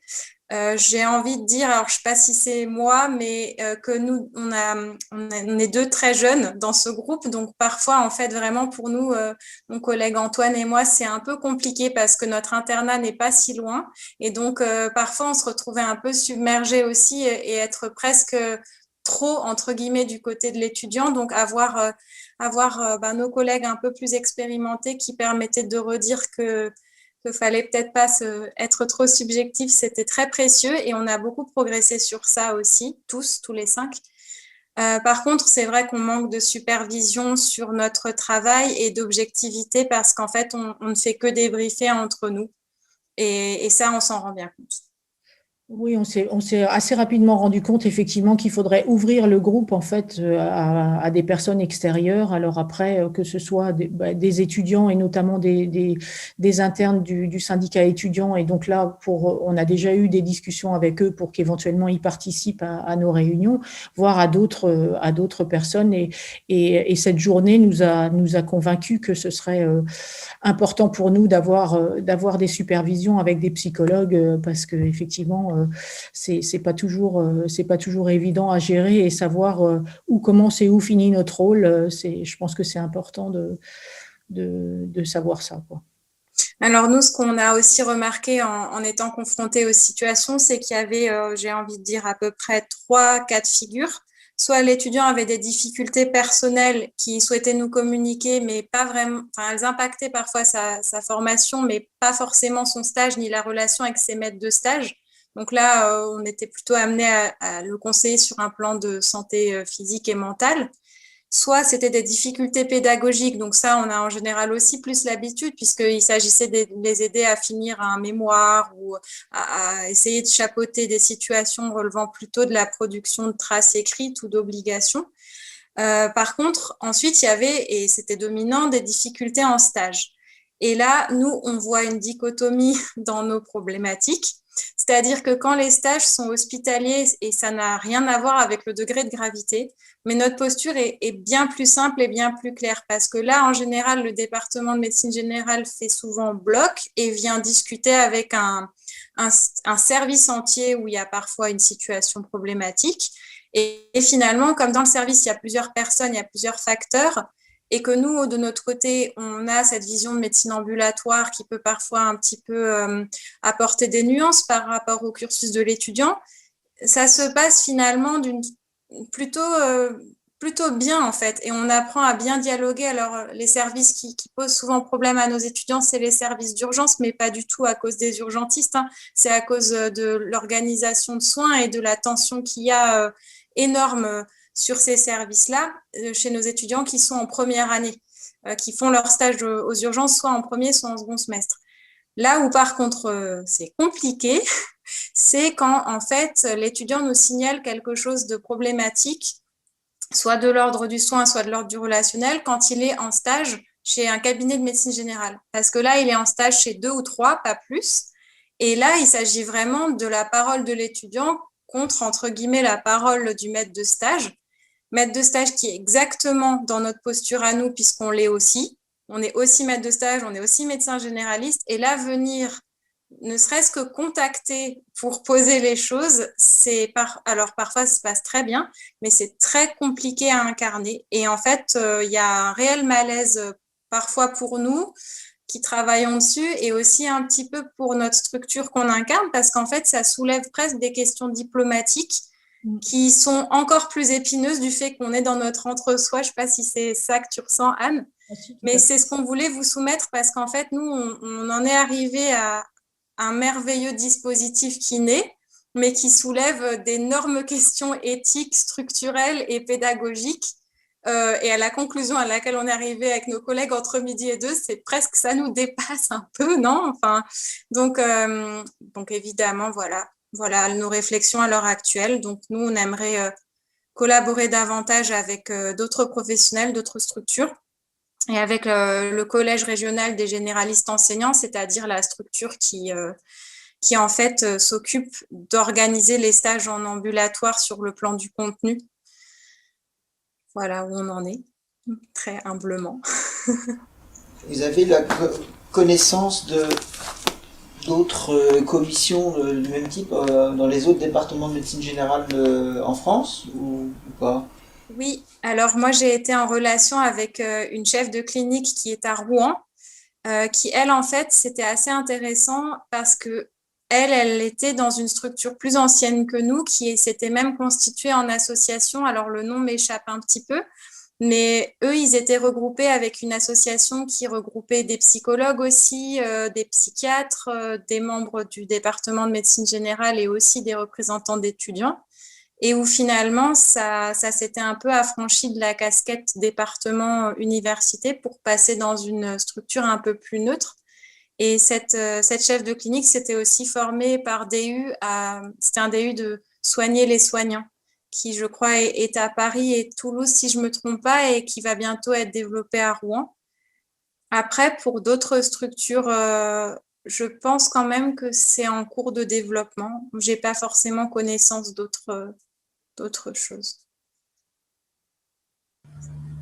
Mais on est aussi évidemment en relation avec vous, docteur Rigert, et vous, docteur Rochoux, dans la commission de l'université, mais qui en fait s'occupe de tellement de choses que c'est très complexe en fait finalement d'arriver à des choses concrètes pour le petit bout de notre lorgnette à nous, qui sont quand même 300 internes. Mais bon, comme il y a le deuxième cycle dedans, c'est compliqué, quoi, de dégager des objectifs et de se voir aussi. Hein.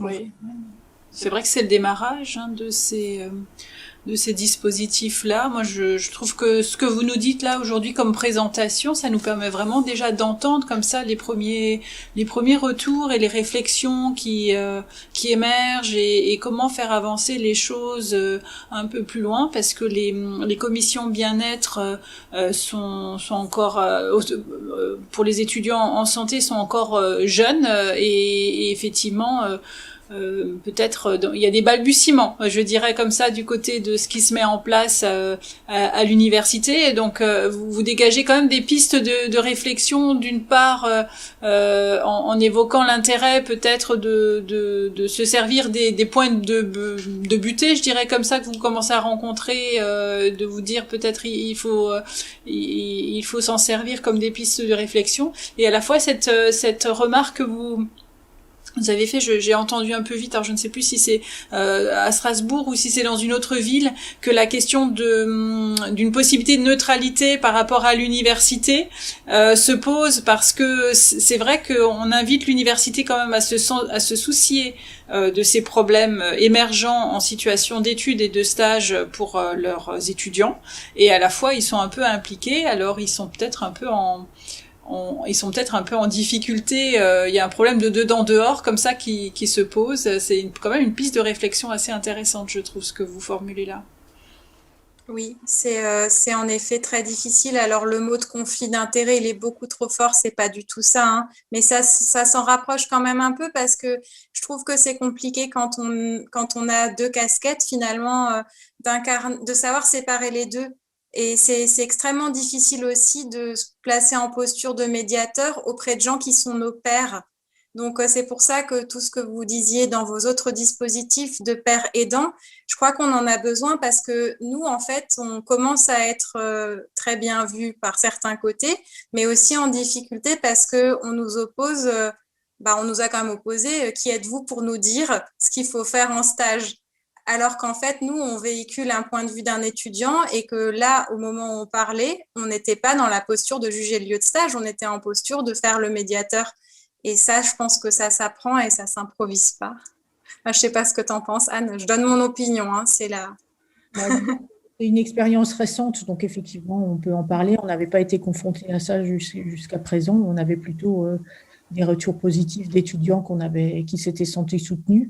Donc effectivement, il faudra qu'on progresse là-dessus, et je pense qu'il faudra aussi qu'on progresse, mais ça, on avait des pistes là-dessus, d'évaluer un petit peu notre travail et de recontacter les étudiants qui nous ont sollicités, et puis à travers, entre guillemets, un questionnaire de satisfaction, mais aussi pour savoir un petit peu les pistes d'amélioration. Donc effectivement, on a plein de directions dans lesquelles aller pour s'améliorer. Je pense aussi qu'il y a des étudiants qui sont en difficulté et qui n'osent pas forcément le dire. Donc ça, c'est vraiment le plus difficile, à mon avis. C'est comme ça que je le ressens. Alors, nous, on a des étudiants depuis peu, là, mais c'est vrai que quelquefois, ils sont en souffrance en stage et ils n'osent pas en parler directement. Donc, je pense que c'est une bonne voie et ça sera très bien pour la suite. Voilà. C'est ça que je voulais souligner, hein, c'est que vous aussi, vous allez vers, quoi. Hein, je pense qu'il y a beaucoup d'internes dans les autres spécialités, et qui, bien sûr, sans doute sont en difficulté. Et c'est un peu comme les adolescents qui vont le moins bien, c'est aussi ceux qu'on voit le moins ou qui sont eux-mêmes le plus en difficulté pour aller demander de l'aide. Donc, d'où cette nécessité d'aller vers. Après, j'entendais dans le dispositif, qui êtes-vous pour? Voilà, si vous avez un rôle d'évaluation d'un terrain de stage, vous avez un rôle d'évaluation de ce terrain de stage. Hein. C'est pas tout à fait la même chose qu'on discute entre pairs. On a une fonction. Alors, on est en train de discuter à chaque fois qu'on met, je crois, un dispositif, de quel est notre statut, quelles sont nos fonctions, ou notre fonction, ou nos fonctions, et notre rôle. Alors, il y a toujours à réfléchir un peu sur ces différents aspects. Et c'est vrai que c'est aussi en faisant qu'on précise les choses. Mais qui êtes-vous pour? Voilà, je suis membre de la commission bien-être dont la mission est de veiller à enfin voilà, je pense que c'est pas alors effectivement des fois on est la légitimité, voilà, c'est la question de la légitimité et du coup des fois de s'autoriser à ou d'avoir, vous le dites vous-même, si tel service par exemple urgence pédiatrique pour pas le citer a fermé pour accueillir les teams de médecin général, c'est bien parce que vous êtes positionné en disant telle façon de faire n'est pas conforme au stage et c'est trop voilà, etc. Hein. Donc il faut assumer aussi ce rôle. Il va falloir assumer ce rôle. Y compris peut-être par rapport aux collègues, les fameux confrères. Oui, effectivement, hein, c'est un peu toujours la question d'être dans sortir un poil de l'entre-soi pour mettre un coup de pied dans le cocotier, si vous me pardonnez le langage un peu familier.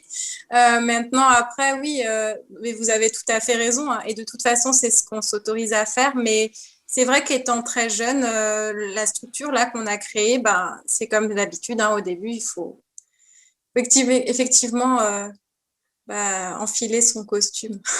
Oui, il faut trouver sa place. Voilà. Bien.